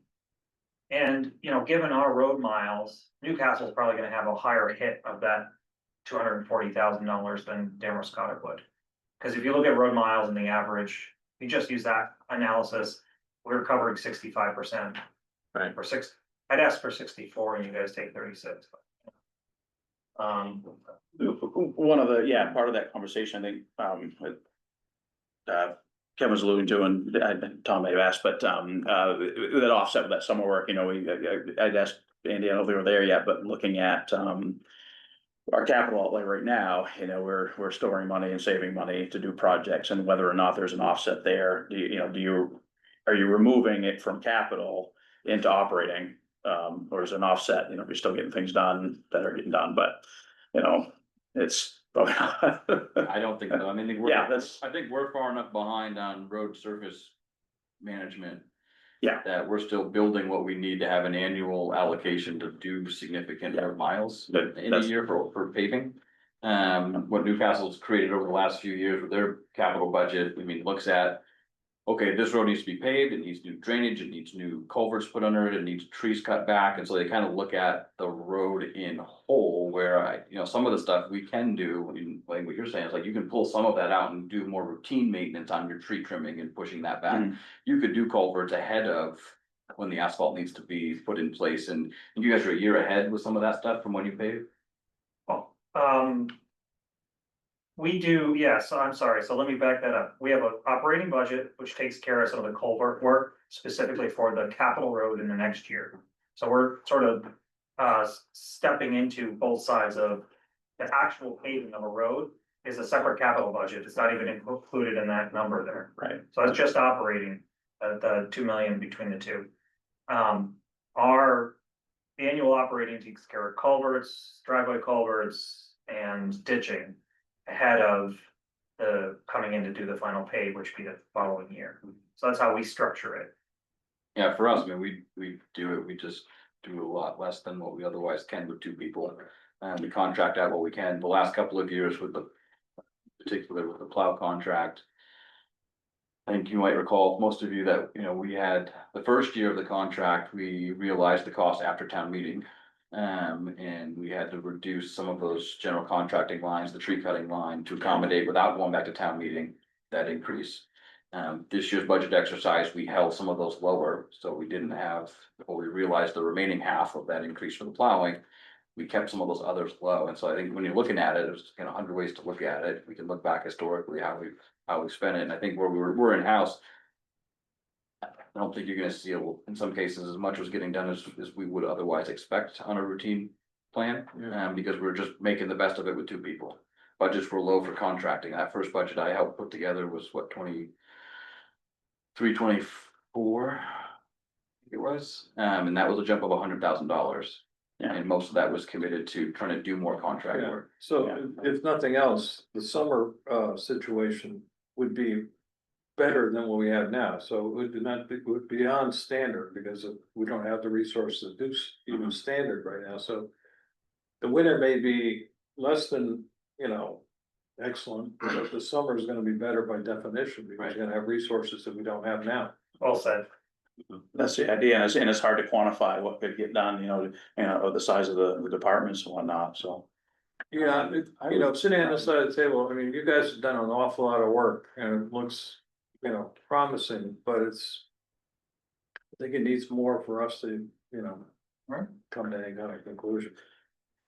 Yeah, I think, I mean, I've been, honestly, I'm optimistic, but skeptical. I mean, I think we ought to go in it with a healthy dose of skepticism to see, what more, and there's definitely some more that needs to be hashed out. I think before we get out to the, bring something, there's a lot of questions on that, so, give me just a second and I'll, yeah, but I think it would be remiss not to finish it out, like, whatever happens to it, like, if it doesn't work or it works, I mean, I wouldn't wanna stop halfway and say, well, we don't really know how it wouldn't have worked, we don't know what it would, if it would have worked. This is I think we would mostly need to get something else out there to say, hey, this is, We have a The consultant, project is mostly. we have a consultant, Yeah. helping us with, and answering questions for us. Which is Right. largely paid for through the county ask grant. That's what, Yep. yeah, So um, based on that, I mean, I agree, we're sort of like on the curve here, we're at the top, we either, you know, just quit or keep going. That's the question to you, Yeah. tonight, really. Honestly, I was kind of hoping the financial side of it was a little more compelling, at least today. Mhm. And yeah. Well, and you don't wanna downplay the work they've done into it either. no, not at Same all, thing, because there's a lot obviously there's a that tremendous goes amount of work here that the committee's done and the consultant. But it's almost as if. I think I suspect I come back to the same place where I just need a little more on the budget side to move from. From Daryl's skeptical to like, I wanna be a strong advocate for this, and I'm not Right, or and I'm not there yet, so. Yeah. Definitely. It's good. yeah, I was gonna say something, I know. Larry, you had your hand up, I don't mind doing Yeah. we're discussion items, but if, come on up if you've got something to, I do. yeah, so. I've, Yeah.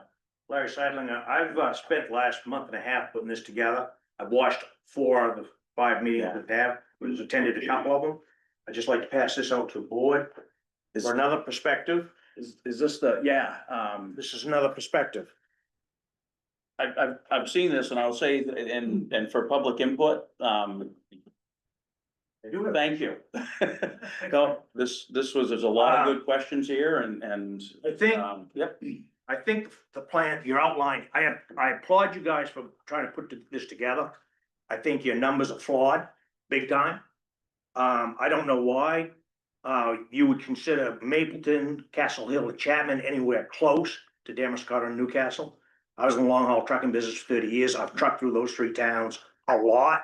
They are nothing like Damariscotta and Newcastle. can I answer that real quick? Right, they're not the same, but we were looking at them as an interlocal, they use an agreement that they get along. They have an So agreement. Completely different towns, absolutely. Completely But different I'm towns, looking different at it as a- landscapes, Right, different road conditions, Yeah. different winters, different everything. I think we'd all agree on that, yeah, we're just looking at it as there I are do. towns doing interlocals that do. I do. Yeah. I talked with a fellow, company that builds steel buildings 3 days ago. He, gave me I actually talked to him a month ago. And I asked him to give me just a ballpark price, what 10,000 square foot building would cost.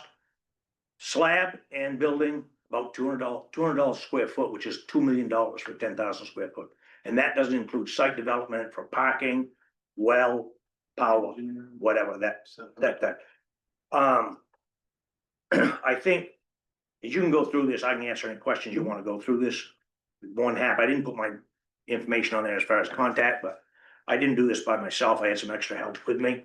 The taxpayers just agreed 3 months ago, 4 months ago, to buy a $2 million fire truck. To put this burden, financial burden, and that's gonna come due here, what, in, I think, 2 years or 3 years, I'm not sure which the fire truck's gonna be here, to put another $2 or $3 or $4 million project on the taxpayers. That's a lot. Our taxes have gone up 20% this year. Our mill rate has gone up 25% in the last 5 years. We're looking at another, I think reevaluation next year they're talking about, Andy. 2 years since we did the last one. So we're looking at another valuation, so there's gonna be probably another tax situation people are not gonna be happy about. How much is enough? You can't beat a man his own game. I don't agree from somebody who was in the trucking business for 30 years that you can do it for 30% cheaper than what the consultant is saying that you can do it as. I don't believe McClintock or Hager or whoever was plowing snow working the town is working on a 30% profit margin. I just don't buy that. That just doesn't No, make sense. I'm like, But Daryl, that's what he said. no, let me, I'm not disagreeing, it's not, it wasn't a profit margin, 30% increase in. He said you could do it 30% cheaper. Right, that doesn't mean profit margin. No, That's two different well, things. that's built in. So, right, 30% cheaper. different, so I mean, 30% cheaper. none of us were saying that somebody's making a 30% profit margin on doing it, Larry. So I just wanna clarify that, that's You- not what he said, and that's not That's, what we're he saying. said 30% cheaper. He said 30% cheaper, but you're talking about, you're not talking about profit margin, you're talking about a 30% operating cost, so. I still don't believe you can beat a man his own game, Daryl. Maybe not, I'm not arguing I with could you on open the that, I'm garage just up saying, and do it any cheaper than you could do it. just make sure we're getting the terms correct, 30%, 30 it's not profit margin, operating. Got cost. a couple of bankers here, they understand what I'm talking Gross about. profit and net profit are different than. They operating absolutely costs. understand there, I'm not saying, I said 30% difference. Yeah, no, you said profit. 30% difference, Profit. I'll give you that, Yeah, okay. okay. You gotta argue over Just this profit. clarify, All yeah, right, that's fine, yeah. that's fine. There's no argument that our mill rate's gone up, our taxes have gone up. I don't, and I made a mistake here on the starting pay, I put $25 an hour in there. You can't start a guy with a commercial license for $25 an hour now. That came from Northeast Transport and another, construction company up in Dave's World up in, I think they're in Liberty. They hire dump truck drivers, and M&S Trucking over in Cushing hires dump truck drivers, about $27, $28 an hour with a commercial license is what, and that doesn't include, then you throw the benefit package in there that you're gonna have. The other thing I think, and it's very obvious, I mean, anybody's been around here, Daryl, you've been around here a long time, we've had between the two towns, we've had 5 town managers in 5 years. Who's to say in the next 5 years, we're not gonna have 5 more managers? God forbid anything happens to these guys, but you don't know. You don't know. I mean, tomorrow's not promised for any of us. And I think to go out and spend that much money and this kind of commitment without the leadership, stable leadership, proven long-term leadership is really detrimental to us as taxpayers in our town. And the first thing I would do before I even had an inkling to spend any money is come up with what kind of an agreement, who's gonna pay for what? A solid agreement between the towns. Newcastle has twice as much road as Damariscotta. Damariscotta's got twice as much business district as Newcastle. How does that all feather out? That's a complicated issue. It's a huge one, yeah, and we're not even. And so before we spend money on consultants and engineering and all this kind of stuff, we should be coming up with a rock solid plan, put that to the voters and say, do you agree or do you disagree whether this is a good idea? And if we agree to it, this is gonna be the Newcastle share and this is gonna be the Damariscotta share. Before we spend $50,000 or $20,000 or $10,000 more on consultants, let's figure this out between ourselves before you do that. Well, I think we pretty much agree that we need to do more work before anything goes. I would agree, goes Tom. forward or agree, nobody's gonna agree to this as it's. Well, when I listened to the Newcastle one, they told Kevin to proceed based on what Damariscotta says. I'm saying Damariscotta needs to say, hold it right here, let's see if we can come up with an agreement before we spend any money. Yeah, I hear you, I don't think, any of us, wanna put any, right now, we don't have anything vested, I don't think that I'm not looking forward to, spending any money before anything. One other thing I wanted to put in, the state standard for plowing roads is 10 miles per truck. Why do the towns think, why does this committee, and I don't know the 2 of the gentlemen on the committee at all, but I don't see anybody on that committee that spoke like they had a lot of plowing experience. Why do the towns of Damariscotta think that they can do 50% more with smaller equipment than the people that are doing it now? I don't see that. I just don't see how that sensibly makes sense that they can do 50% more, and they're gonna do it with 5 trucks or 6 trucks. So if somebody's out sick, now you're down 20% of your workforce. It's not like when you put it on a contractor, it's his responsibility to plow the road. If he's got a man sick, he's gonna jump in the truck and drive it himself. I've seen Hagan do, I've seen Seth drive his own trucks. You can't beat a man in his own game. So I don't see where hiring all these people and spending all this money for trucks in a barn and all this kind of stuff is gonna save us any money in 8 years or 10 years. It took us 50 years to build a police department in Damariscotta to the size it is now. Am I not right, Darryl? It took a while. So why don't we take 50 years and build a highway department? Well, Larry, to your point, you're right, it may not be feasible, and I hope, you know, anybody that's looking at this, the exercise here is, I'm not disputing the exercise, Yeah. Darryl. Well, But the I'm- exercise yeah. was founded on some of the concerns you're Absolutely, yeah. raising, which is how can we reduce tax? And that's why I'm giving you this, Thomas, is to see the other side of and the story. it may And it not, may not be feasible. No, that's fine. And it certainly. It's not. So the question I would put out, if, you know, I can put you on the spot, but I think what the board would like to do is without any capital outlay, is continue the process a little bit further. We need to, like I mentioned earlier, the pros and cons, there's 1,000 stuff when we start getting into the micro side of it, right? And this is still very more on the large side, right? And I think we've agreed that there's some stuff in the budget that where we're kind of looking at like a bare bones, you know, standard level. There's definitely I think the staffing is not enough in that to do what we need to do. So you know, we've talked about what that actual budget would be, but. The other question I have, Darryl, you work around men, blue collar guys. Yeah, I've worked around truck drivers for a long time. You hire a truck driver to drive a truck, he's not gonna get out and dig a ditch. He's not gonna get out and cut bushes. He's not gonna lay a culvert down. You watch any of these construction guys, they're truck drivers are driving trucks. They're not painting sidewalks or painting buildings in the inside in the wintertime. They're gonna be truck drivers, and these are gonna be commercial licensed drivers.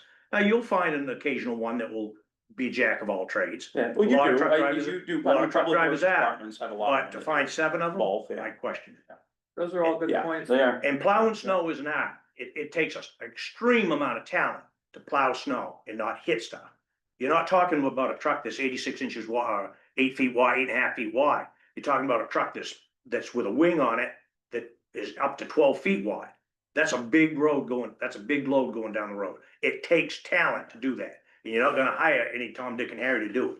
I can guarantee it. There's no question that, I mean, any industry right now that. That's why we don't have 5 contractors bidding for snowplows, because they can't find the help to do it. That's why you don't have multiple contractors out here looking for contracts. It's good money to do it. I'm almost $500,000 now to do Damariscotta. You would think there would be a half a dozen contractors applying for the job, you know, contract, bidding for it. They can't find the guys that wanna plow. Even the guys that drive the trucks, they don't wanna plow snow in the wintertime. It's a miserable stinking job. In the middle of the winter, it's dark most of the time. I don't see in the plan that they allowed for $2 or $3 an hour for on-call standby in the wintertime. That's a county-wide thing. I know with Knox County, they pay their people $2 an hour from November 1st or October 1st to the 6 months. $2 an hour, 40 hours and a time and a half if they're out, of course, nights or weekends or whatever, just to be on call. I didn't see that fact. Can I ask, is that every town in Knox County or Knox County? Knox County Airport, Oh, okay, very different, got it. Knox County Airport. Oh, okay. And he told me he thought that was countywide for county employees that do that kind of work. They don't do much in the way of road plowing in the county. I don't know anything. That was Knox County Airport. But again, Larry, to your point, there's no question, there's 1,000 more questions to Yeah, this. I'm sure there is. Concerns, and I appreciate this. I My look at point this is, today. don't spend any money. Yeah. Until you come up with some kind of an agreement. Yeah, I think that's the plan. I don't see us putting any monetary investment at this point. We're I'm continuing. asking for the board to agree to do anything, the voters would have to, unless there's a reserve fund available, the voters have to approve and allocate Yeah. funds, so that's town Yeah, government. well, inevitably, it comes out to. Anybody else have a question? Well, I just go back to the beginning of this whole project. the whole thing came as a result of people complaining about taxes. Okay, and so we're looking around at any Sure, I commend you for possibility, doing that, Tom. any possibility to reduce taxes. And the idea was, well, we put these two together, we're gonna get some efficiencies, right? Well, maybe that doesn't turn out, but at least we should finish the analysis. The town knows we tried. We got the data to prove it doesn't work. Okay, case over. So going forward, would there be, oh, Gentleman Jim, behind you, sorry, come on up, that- yeah, That has some questions. Yeah. Or comments, I guess. yeah, I'd like we to, know Jim Gallagher here. Jim Gallagher, I've lived all my life in Damariscotta, well, not yet. And I'd like to support everything that Larry has just mentioned. Larry is one of the most thoughtful, thorough thinking people that I know. I've worked with him in the Chamber of Commerce for years. And he doesn't say something unless he can back it up.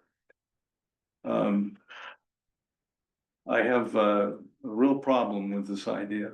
Not all new ideas, novel ideas are good ideas, but it's worth exploring. And I think I appreciate the effort that's gone into exploring this idea, but I cannot support it.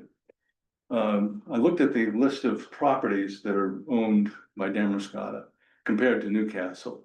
Damariscotta has by far the largest dollar investment, and my taxes over the course of my lifetime have gone into buying and maintaining those properties and that equipment. And I don't like the idea that all of a sudden Newcastle is going to get a portion of the use, if not the ownership of those pieces of property or those pieces of equipment. I think that's inappropriate. I do commend the committee for coming up with what I call, we're getting in bed with Newcastle, well, there's a way to get a divorce, and I think that's my business, of course, so I think at least you've got an idea of how to sever this marriage.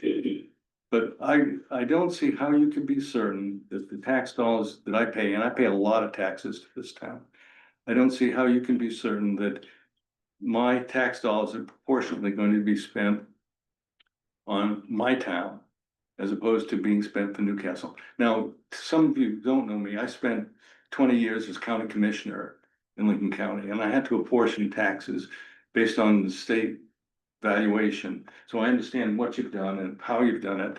I don't think that I ever had anybody think that that was exactly a fair way of apportioning taxes between the towns in Lincoln County. But it strikes me that there's got to be some way, if you're going to do it, to apportion taxes based on what the input goes in. If I put in 80% of the effort, I expect to get 80% of the value out, and I don't see that happening here. Finally, with regard to consultants, I've hired a lot of consultants in my day for the county, for my personal business and so forth.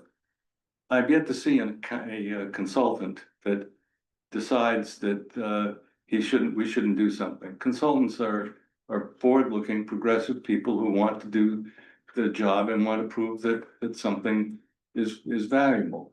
And in some situations, what you're proposing is a valuable way of looking.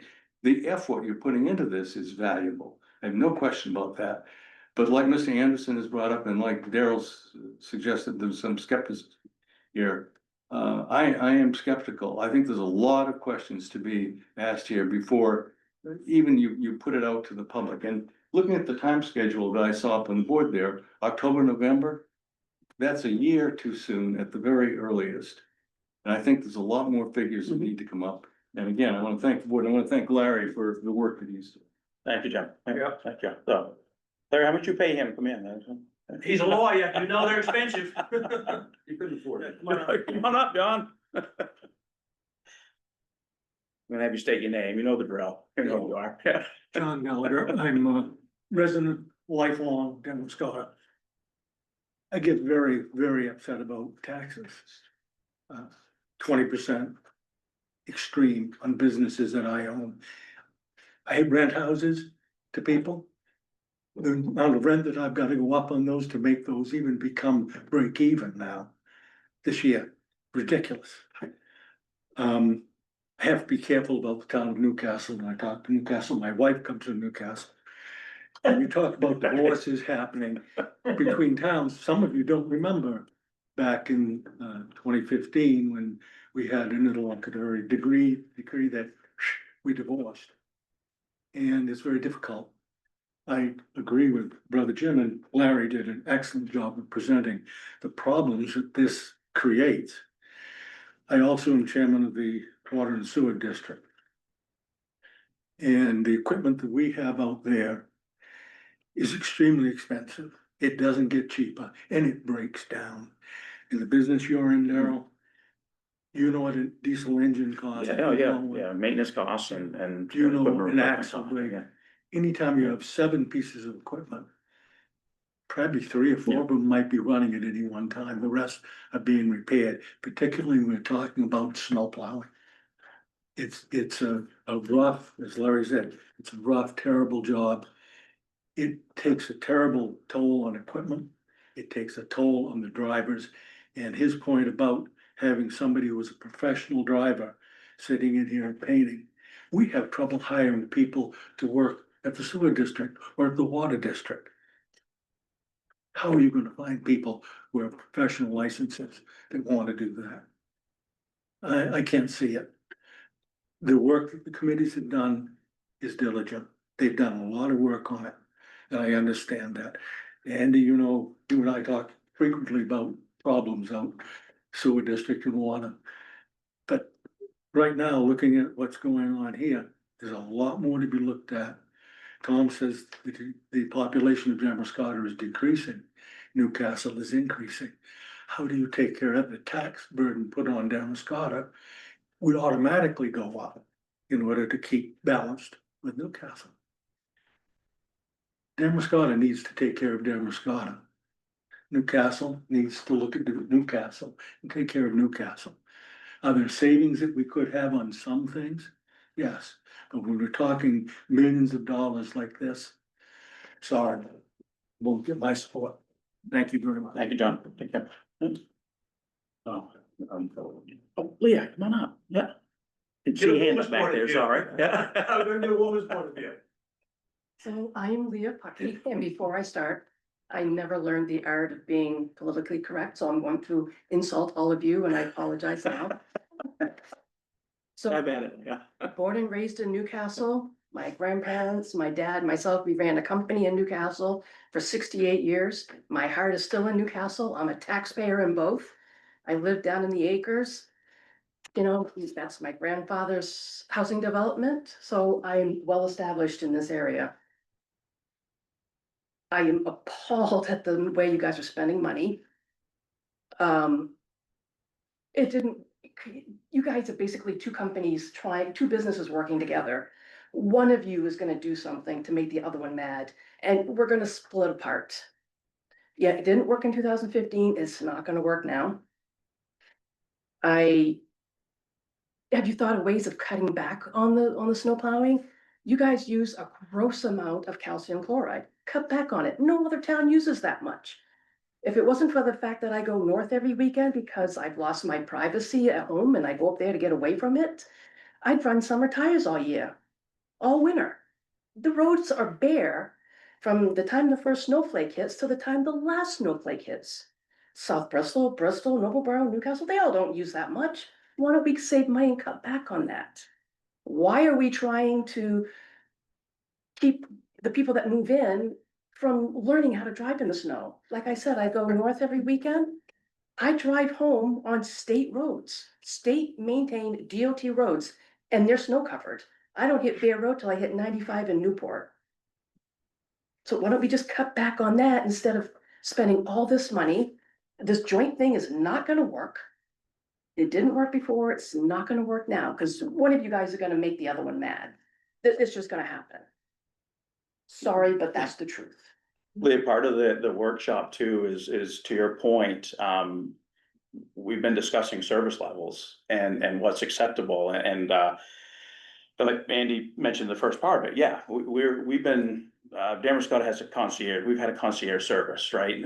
For decades. And one of the first parts of that discussion is like, what do we actually need? What can people live with? You know, is there, you know, a reduction in that service? Do we save money there? So that has been discussed. I don't have an answer for it because it would depend on what, you know, what people would want to, you know, to But kind don't of you think vote there's in. 5 multi-generation people in this audience right now who are dead set against that. That doesn't tell you guys anything? You know? Yeah, My yeah, no, opinion. we're taking everything, absolutely, yeah. Lee, we started this project with good intentions. The Right. intentions are still the Yeah. same. How do we save money? Okay, But Yeah. so we get to the point where it's proven that we can't.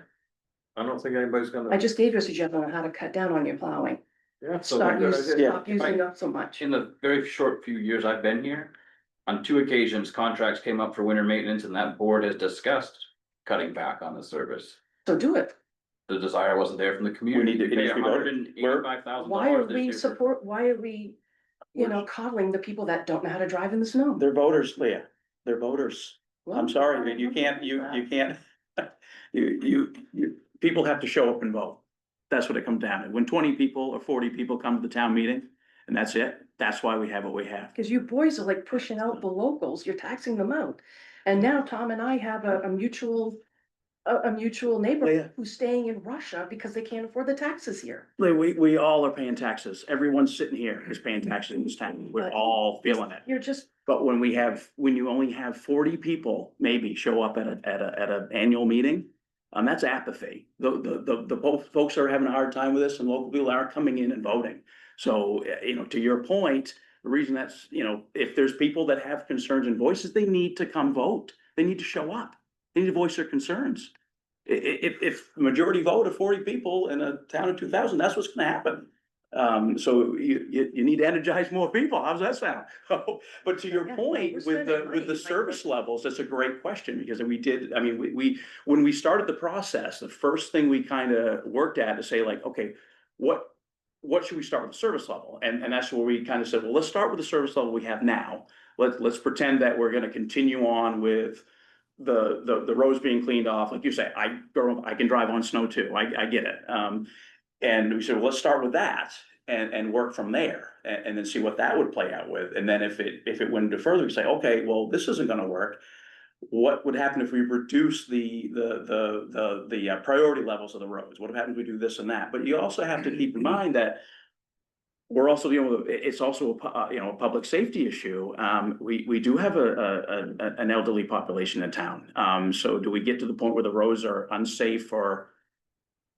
but you're losing that Everybody elderly drive on. population because they can't afford to live here. Well, we're not gaining an elderly population. We're losing a younger generation.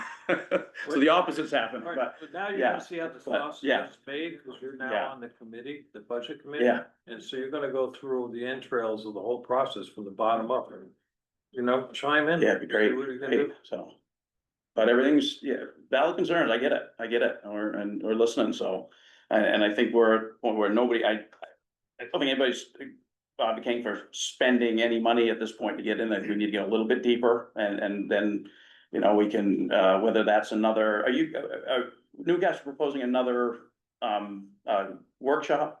Coming back to the working group first? The working group would be the next, so two things that came, or Meet three things that again. came out of the conversation with the Newcastle board was, one, you need to refine this information and bring us, give the public, all the details. Yeah. No, give the select boards, not the. That's- public. well, the select We're not ready. boards, yeah. It's not ready for Same the thing. public. The select boards, okay, I'm sharing what Newcastle. select Yeah, boards. I just, from Newcastle. Finalize Yeah. the information with the working group, continue on. Finalize the information with the working group so it can become more public. For the boards to absorb and the public to see, how's that sound? Public to see. Yeah. That's all right. Okay, the next piece was slow down. We don't have to do this for our discussion of an annual town meeting in a year, or a special town meeting in December. Just slow down. Take your revise, just slow it down. Mhm. And third, when we're ready, let's look to put some money for site design. But based on some of the conversations that have happened tonight, and that I'll take back to my board, is let's hold off on that until we have a finalized Yeah, document along with the agreement that would be between the two towns to consider, so. Yeah. I hear what's coming out of this, and I kind of have a vision of what this could look like, so eventually we'd have another joint select board meeting. Joint meeting, okay, Mhm. yeah. Yeah, I think, before we get tied into anything too deep or financially anything, that would be hashing things out, and that would be. The fair to time, both towns. time right now is the committee work, which involves myself and Andy and two members from each select board, as well as the consultant who hasn't even used up his 5,000 yet, so. We have some room to work on this, and that 5,000 was a grant, so. That's a grant, yeah, it's a grant, yeah. Yeah, Not so it's money well spent to get to the point of making sure that something of this significance can't generate significant savings, and if it can't, kill it. And I wanna just mention, Larry, this is good, I appreciate your feedback on this, so. Yeah. It'll help with, the committee as well, to look at some of this. Yeah, no, this is a great outline. There's some great questions in there and whatnot. So I'd say thank you, Larry, for doing that, putting that together. Yeah. Can I add Okay. one more thing? Go ahead, Kevin. Yeah. I think, there is strong leadership now here at Damariscotta and Newcastle, so. We'll be here for a while. We'll see. But so, Time will tell. well, and part of it is, and it's a great point that's brought up, like, and we've, in our board, we've talked about that because there's, you have turnover on board, right? Too. I mean, you could go. People could drop out. I mean, you could change, we could all decide we don't want to be board members anymore. And there could be a new board member overnight. So it's important in going back to that first agreement, the one that kind of fell apart. It's important to have a really good solid outline. Part of the what we've been working on at the board and like strategic planning. In the past, you get a new board in, you look out, we look at a work plan next year. Do we get this done? We get that done, but it just goes year to year. And where you have your town staff and your town manager, you can have boards coming in, they're changing all the time. But you still need an outline, like where's the town going? What's happening? And having those robust documents. So yeah, so hypothetically, if this worked out, let's say hypothetically, it's great, everyone wants to do it, we put this together, this would have to be something that would be regardless of who's the town manager and who's on the board, it's a standalone document. And I think that's been the goal with these two guys here, looking at it like it's not them, working together. It's the towns, and how does a document make that work without it falling apart? That's a tough one, because you have to make it. All leadership, Darryl. Yeah, well, you have to have the agreement really, really robust, right? It's hard to get out of. So you can't say, like, somebody can't come in and say, I don't want to work with them anymore, we're out. It has to be, it has to be penalties in there. There's no other way to do it and make it work, but. Well, we don't need to work on that. No, that's a long time out. We're down to Yeah. But for that, so. You get enough direction, Andy? Yeah, proceed with the committee. I mean, that's the biggest thing is, Yeah. making sure that this board feels, this work to continue to find more information. Some people might never think this is ever gonna be a good idea. If the numbers don't math out, I don't think this board's gonna put through something that's just not gonna work out. But what are you Right, looking yeah. at? 10-year payback?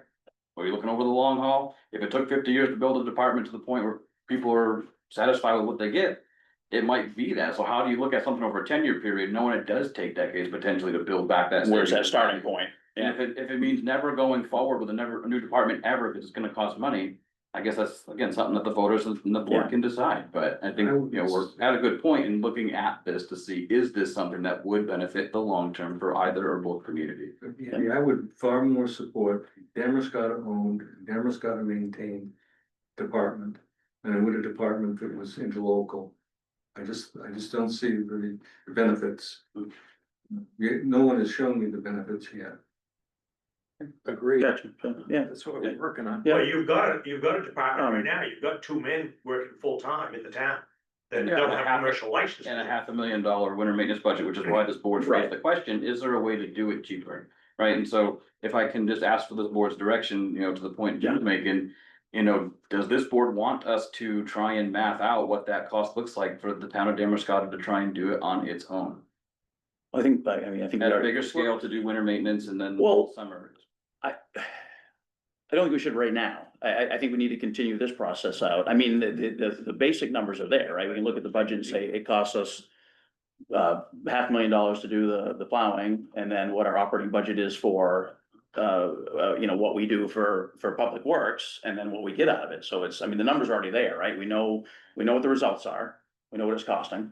And you can say, yeah, I don't have the numbers off the top of my head, but whatever that, $1 million or whatever it is.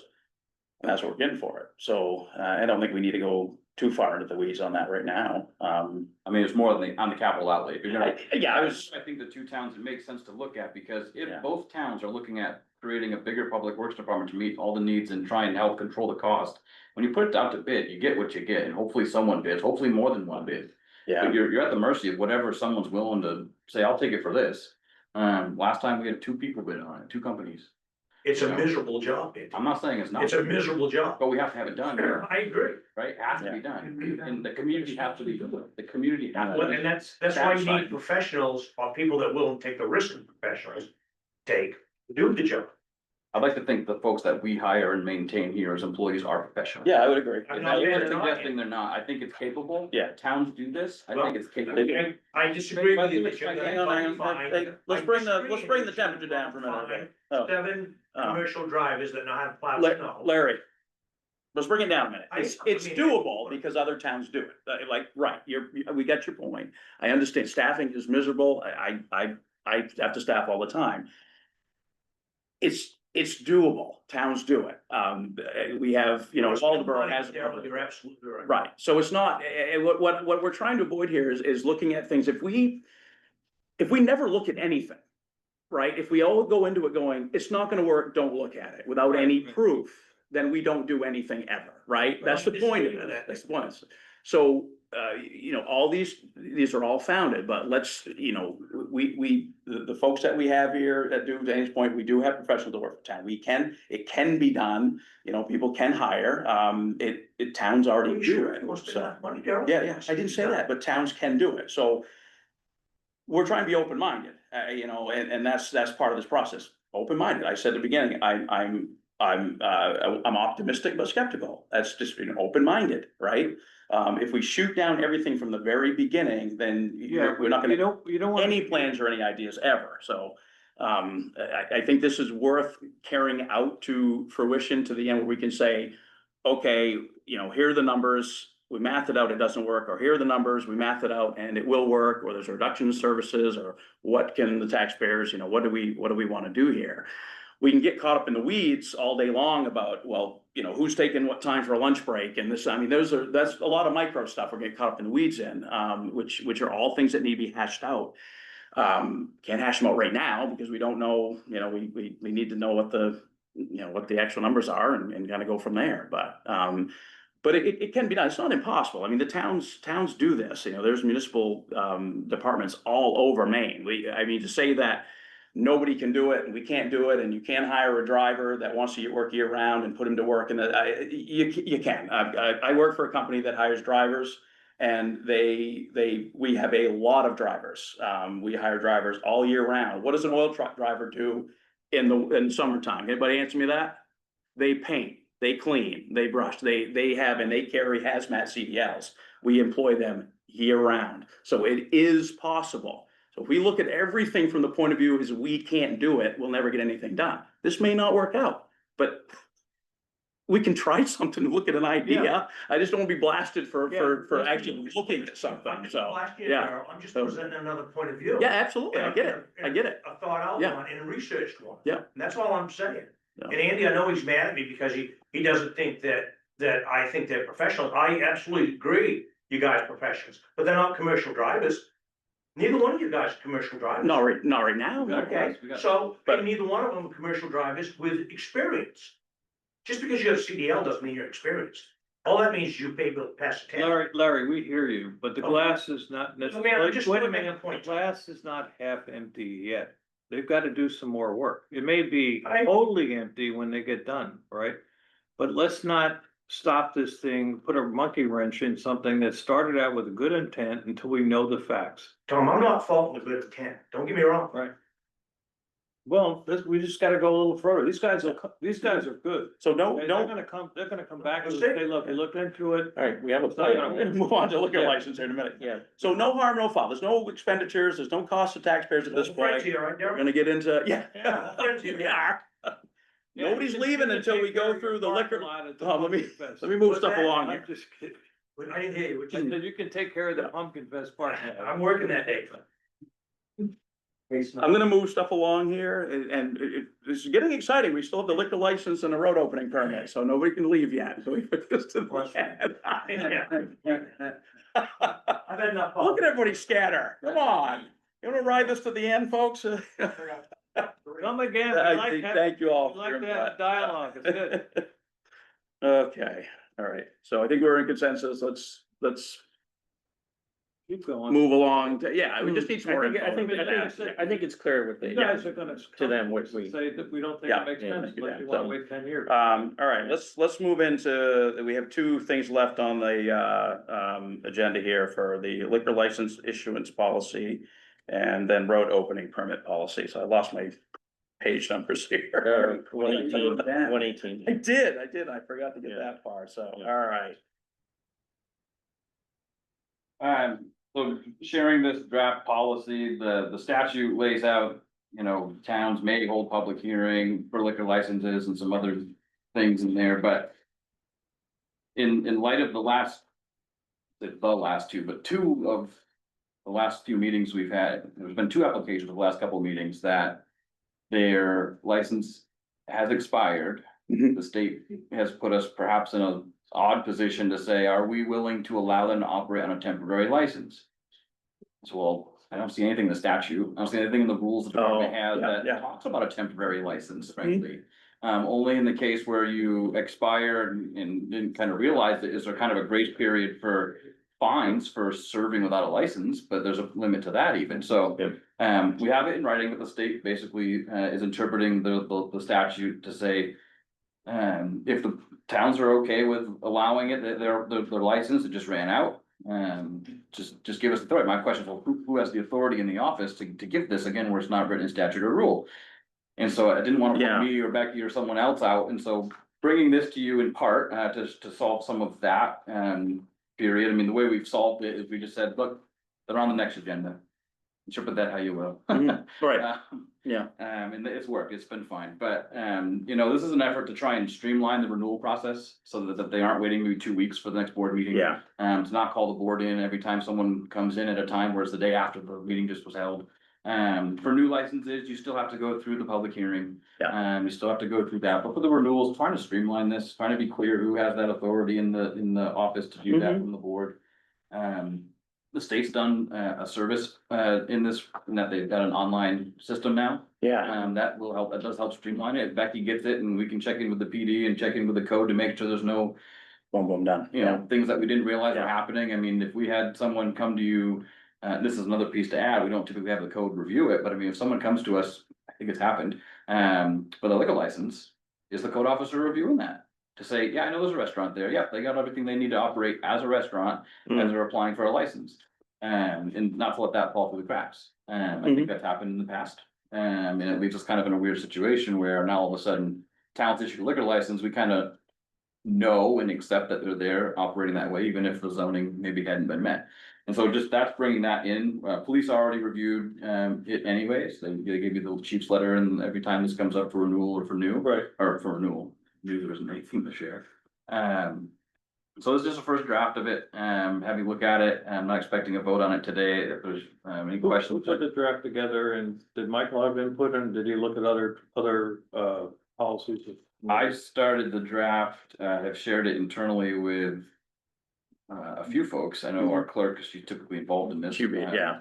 Cheryl looked at it. I know the two of them marked it up. Our tax collectors looked at it. I don't know if I had asked Mike to review it. How about MMA? I haven't had MMA review it yet. Do you think you wanna do that? I mean, this is just setting a policy. This isn't an Yeah, ordinance. yeah. This is how, so it's clear on behalf of the board. The board's been tasked with, if they decide to hold hearings kind of language. Yeah. So I mean, I This read just it, makes all it clear sounds for- good, but I don't know, I mean, I don't know if it's compliant with The state only- law, or whatever, I mean. the only piece that I would run by and haven't yet is page 120, numeral 4, section 4, 3A, or A3A. Select board may hold a public hearing this is on renewals, if concerns are raised by town staff or residents, or if the licensee has outstanding debt to the town. That is probably the only part that, and this isn't saying we would deny them if they did have, say, outstanding debt being taxes owed. Taxes, yeah. You know, we've had the case where someone's come for a liquor license, but they're 2 years in the arrears. It's like, well, shouldn't they be getting caught up on that? Gotcha. And it's like, kind of like, well, if you don't renew a license, I can't be open, then I can't make the money, then pay you back. But it's like, but it's an opportunity potentially around licensing. If someone's coming, this is something for down the road. If you want a building permit, or if you want, some other things, this is something that we would want to make sure people are caught up on those before expanding. Or before taking, Right. so that's probably the only part that's been flagged is like, can we have that in there? This is not suggesting that's the decision or point or something to consider for deciding the renewal. It's just inserted in there to say, is there any? Right. And maybe it just makes them aware. Or or- maybe you just try that on MMA. Right. See what they say. You see the final, Yeah. the license, is Okay. 2 pieces there. Yeah. All right. Yeah. So no motion needed. I think just your eyes on it, we can bring it back, Grab, we'll have a bring second back, read of the next one, I can get some input from MMA on that piece in particular. I'll share the whole thing, but in that piece in particular, for the next meeting.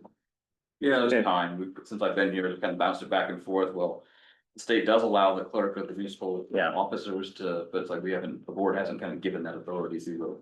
So this. Now we need to make that change, so. So Okay. just using, maybe the theater was an example today of a renewal, right? They were an example of a renewal. Yeah, So under this policy, they wouldn't have had to come in here. right. Not unless there was an internal review that raised a concern, say there were a dozen calls for service related to alcohol issues at the theater. Hey, the board might wanna, have a public hearing on understanding why that just all of a sudden. Yeah, and that was flagged, there was somebody flagged in the office, and the suggestion is, hey, this one's flagged, and we should We're probably. fortunate, most of the businesses here don't attract that kind of issue, Yeah.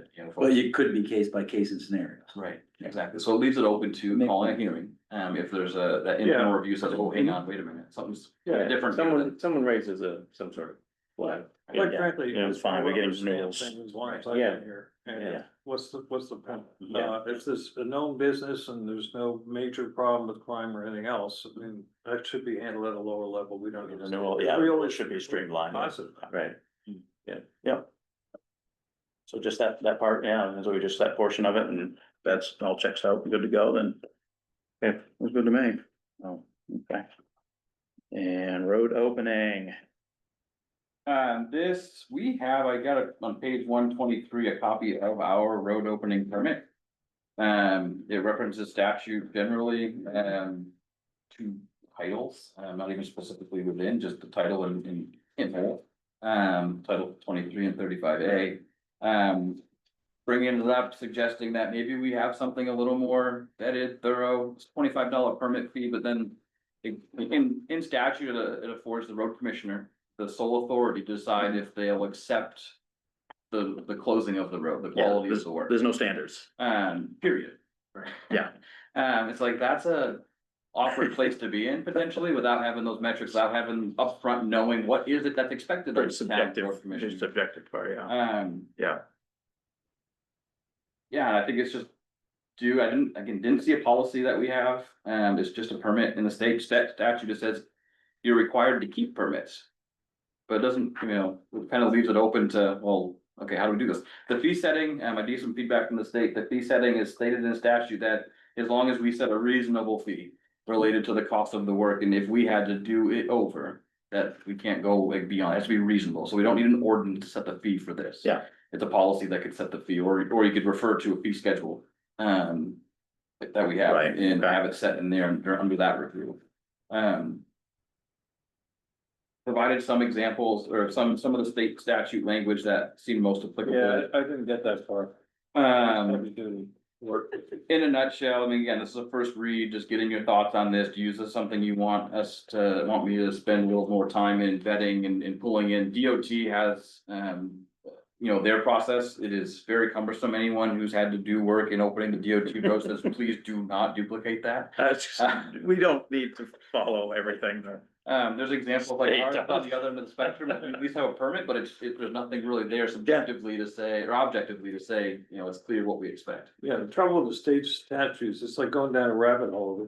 It'll refer to another Oh, yeah. number and you gotta go look at that number and then that'll number will refer to 5 more. Oh, my good numbers, lord, yeah. and You never get to the bottom line. I mean, They're eventually. Well, even the application is the applicant is responsible to notify Dig Safe. It doesn't say that they have Right. to prove that they notify. Right, yeah, only if. the Did you road notify commissioner or these? someone walks to see the markings there and they'll say. Yeah, Okay. or Yeah. What happens if somebody digs up the road and they're a private contractor for some reason and we're not satisfied with what they did? By law, they have to satisfy the road commissioner. Then, okay, And if the road commissioner, in this case with me, is not satisfied with how they've closed that and they don't come back and correct it, we have the right by law to have it corrected and then assess that fee to them.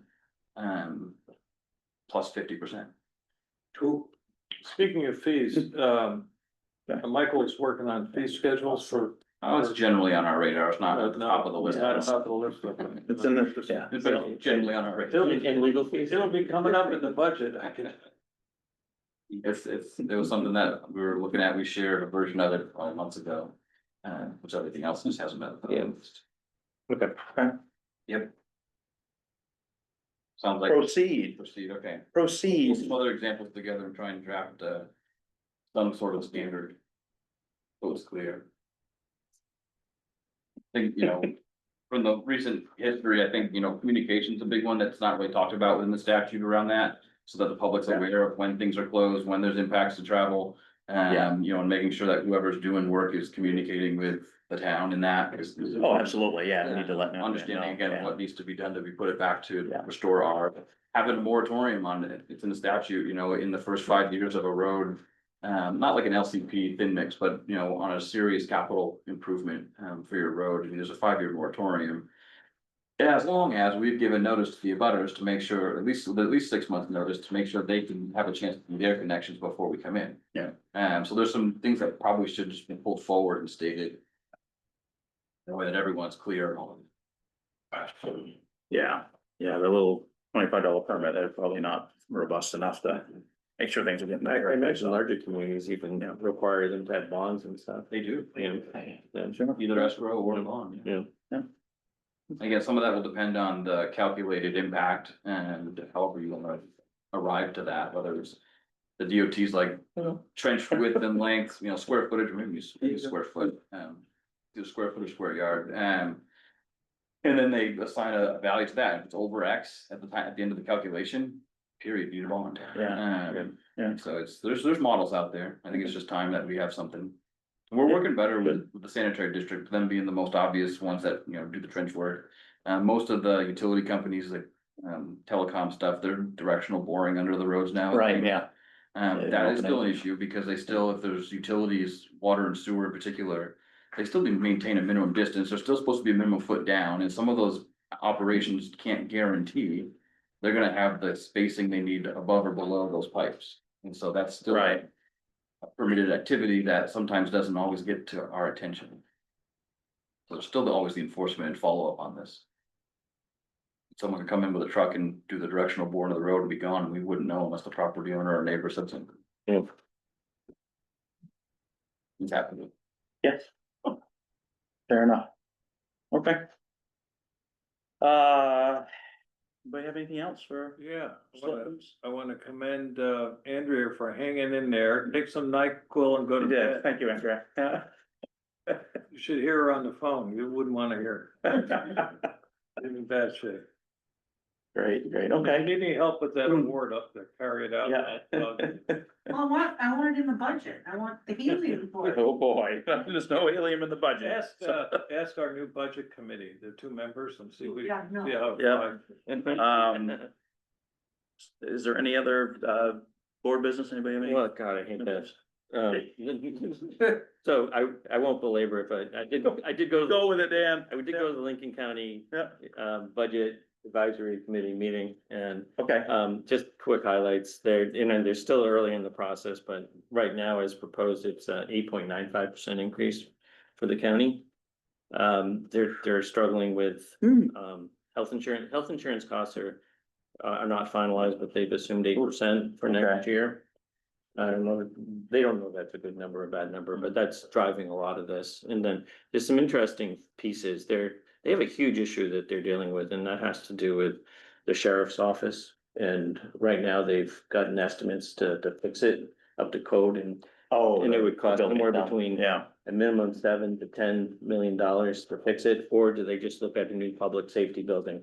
And they're seriously looking at a public safety building, and one of the issues is, do they start setting aside funds in a capital Mhm. for that? And that's a huge piece of, what the increase is, so that, yeah.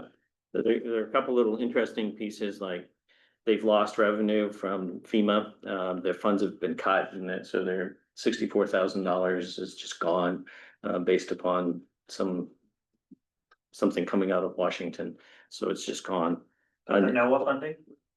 It was for FEMA, so maybe it is NOAA, I'm not exactly sure, it was described as FEMA funding, so. Okay. Another one where they lost revenue is actually at the recycling center there, is that there's no place for some of the stuff, and because the China market is gone, apparently, so there's $50,000 that's not in their budget next year in terms of revenue, so it's that kind of stuff, and the other stuff is just sort of stuff you think about, so, but, yeah, but. they're at it. that bad news. Well, why, what? I figured I wanted, I figured I'd pass it along. I was gonna ask something and I forgot what it was. Oh, all right. Anybody else? We good? Andrew, if you want to say something, you could write it on a piece of paper and hold it up on the screen, all right? Don't make her laugh. Well, if there's nothing else, I entertain a motion to adjourn. Who wants to take it? I will make a motion to adjourn. Second. Made a motion, Tom seconded, all those in favor, raise hands up, Andrea, hold it out, yeah. Okay, we are so adjourned, and we've almost got everything signed here, I think. And down through, so, thank you for all coming. Yeah, hiding in the back of the room back there.